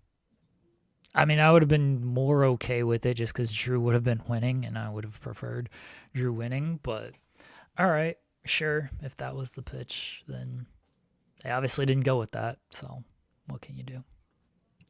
Yep. So that was the show. Very underwhelming for what they hyped it up to be. And it's their own fault for hyping it up this much. But when you do, we're going to have surprises, and you know what to expect. We expect this grand stage, expect grandiose, expect all the pomp and circumstance, and expect us to deliver. When you say things like that, then people are going to be like, all right, well, we want these surprises. We want this big show. We want, for this to feel like a WrestleMania. That was their line. That's not something, fans put out there. That's what the fucking president of TKO is saying. We think this can be a WrestleMania level event. And then when you deliver this, a 5-match card where it dragged because of all the commercials and everything, and there was nothing really that memorable of it. The memorable stuff happened beforehand with AJ returning and Brock returning. Like, that was the memorable parts of this. I guess the matches were sort of memorable in that it was AJ's first match and the way Brock and Cena went. But I think people expected a whole lot more, and that's probably their own fault for expecting anything on this. And we'll see what it means for things moving forward. I don't think anything's going to really change off of this, but it didn't feel like... It felt like they tried to force it into like being this major show because it was the first ESPN show. And so they did all the live Sports Center, and they had Tyrese Halliburton, and they did a 5-hour pre-show and everything. And then, of course, Triple H does his intro to make it seem like it's this gigantic deal. But once everything started, like, it didn't feel like this bigger, larger than life show. It definitely didn't feel like a WrestleMania. It didn't feel like a Royal Rumble or anything. It felt like a WWE PLE that they tried to act like a bigger deal because it was on ESPN. And now I wonder how much like ESPN is going to like get behind all of it, because Fox dipped out quickly with that relationship. They're like, oh, the first show was great, and then things started to trend downwards, and then it kind of leveled out. And look, they got stuck with the pandemic right after, so that didn't really help things in that matter. But also they were first run live programming at a time where nobody had first run live programming, and it didn't exactly boost anything for their numbers, and Fox really going full bore with it. So we'll see how long ESPN is going to commit these resources. I'm sure they can't commit resources once Rumble rolls around. That's in Saudi. I'm sure once WrestleMania rolls around, they'll pretend it's a big deal and everything, but I don't know how many more resources they're going to just commit to the weekly show or to the monthly shows. Have we done a 3-hour show? I know we've talked about this before. This show? Yeah, has this show ever gone 3 hours? Yeah, we've gone 3 hours. We've gone 3? Okay, just making somebody sure. has the whole thing. Yeah, somebody has, like, I think our longest is 3:17. I ain't doing that. I just want to make sure that we have. Okay. Yeah, well, we're going to hit 3 anyway. I wanted your thoughts real quick, going back to the media scrum from All Out. Actually, before we do that, Cody Rhodes showing up to the Wrestlepalooza post show, Oh, throwing his hat and hitting the net. What was the that mesh poor about? guy. Was that an EMF mesh? Was that an electromagnetic field blocker mesh? Is that what they were doing there? I think that's to stop fans from like Throwing throwing stuff. Yeah, I Fuck, think it's it's to stop ridiculous. fans from throwing stuff, not the wrestlers No, I to throw stuff. the other way around. I just Yeah. I was like, boom, what did he hit? There's a net there. Why? Poor Yeah, I looked Cody. over. I was like, oh, that's unfortunate. Poor Just do an Cody. open one. You think what? You think someone's gonna take a shot at the president and CEO? Ridiculous. Anyway, I dumb. I think it's to stop people from like throwing stuff or whatever. I don't Yeah. know. I don't know if Anyway, they've done it in the past. It's not noticeable. That's the thing. At least I don't I have notice it. never seen a net. And I've been to when I've been to these shows, I've never seen a net on a post show. When they did WrestleMania, they did not have a net up. It was an open space. Yeah. So I think this was new. We'll see if this was just because of Indiana. Maybe there was an issue with like bugs or some shit. I don't know, but it could happen. Bugs. They're in the swamps of Florida. They're in the Everglades. I don't know. So they have this big netting set up, like Blues Brothers style. Surprised it wasn't electric. Could you imagine? Next they'll put up an electric fence. Keep those animals out. But we love talking to those animals. Anyway, going back to the All Out scrum, your thoughts on Hangman Page's comments about the counter programming, because he was very candid in his remarks and saying that wrestlers really don't care. It really is business as usual, and we just want to go and have a busy day of getting our shit together, getting our show together. I wanted your thoughts on that because I thought he was very honest in that take. It's felt authentic. Hangman rarely gives off a fake vibe. So yeah, just your thoughts when you heard it. I thought it was a good take. Pollock asked the question, right? Yes, he did. Yeah. And I believe Hangman. I don't think the wrestlers spend all day being like, oh man, we're gonna, we got to deal with this counter programming, like, I don't think they care that much about that. And they're going to go out there and they're going to do their show. And that's what they did. They went out there and they did their show. It's a talking point because people in the media ask about it. And so it just becomes a talking point. But you listen to most wrestlers, they're all like, we got friends over there. We got friends in AW. We got friends in WWE. We don't want to see them go out of business. We want to see them do well. We want to see them have livelihoods and jobs and everything. But yeah, it becomes a talking point. One, because WWE is doing stuff. And two, people, whether they're in WWE or whether they're in their AEW, like, they get asked about it. So they're going to comment on it. But I thought Hangman's response was very good and believable. I don't think he's going to lie for any reason, but like, I fully believe that they ain't just sitting around back like, can't believe they counter programmed us. What the hell, man? We should go storm the castle over here. No, just I got a match to do. I'm going to go out there and just do my match. I feel like it's more likely WWE will be the one storming anyone, but that's just me. Yeah. Where were you with me? Anyway, no, I agree. I'm glad that it was asked. I think Pollock was on point to ask it, and he asked it to the right guy. Asking it not only to the world champion, but also to the guy who is a authentic representation of this company. So for him to answer it and to be perfectly honest, as being like, no, we don't give a shit. Saying that it enables them to work harder and that it does kind of reinforce the work they do, I think is worthwhile. But yeah, I wanted your thoughts because in the moment I was like, yeah, right guy, right place, and right answer. So good for him. It was all in all, busy weekend. Don't really have anything else to add from everything. Do you have anything from the last few days? Appreciate everyone who supports the show. Appreciate everyone who follows this silly little show and does the bits and popped when Joel got the two biggest questions of the weekend. And as far as the overall shows go, Saturday was very long, but it was a fun time. Wrestling was, for the most part, very good. And now we have Raw tonight. Just keeps moving. Do you enjoy it? Did you enjoy the show? It's all part of the show. By the way, announced for Raw tonight, absolutely nothing. Yeah. There has been no tweets. There has been nothing. WWE has been radio silent. It's almost as if they had a C-level pay-per-view, and hooray. I am curious about how the numbers from Esben look. I'm curious about whether or not people paid and stuck around, or if they immediately turned around and canceled.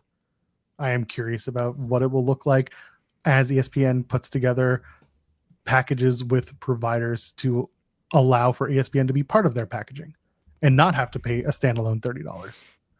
I think that there will be a lot of in rooms that we don't necessarily hear about, a lot of people telling themselves it'll be okay, and a lot of people saying, well, it was the first time, and it was, we expect better, but also we're proud of the whatever. We're not going to see those numbers. It's not about seeing those numbers, but I'm curious how ESPN internally will feel. I'm sure externally we'll be told everything's fine, but again, like Jeremy said, Fox was fine for a minute, and then suddenly things were not so fine. We'll find out as it plays out. Definitely did not feel, it felt like the build and the pomp and the circumstance of the show was there, but the quality of the event was not. And we'll see how long people can give up with that and put up with that. So there you go. We're done. Thank you guys.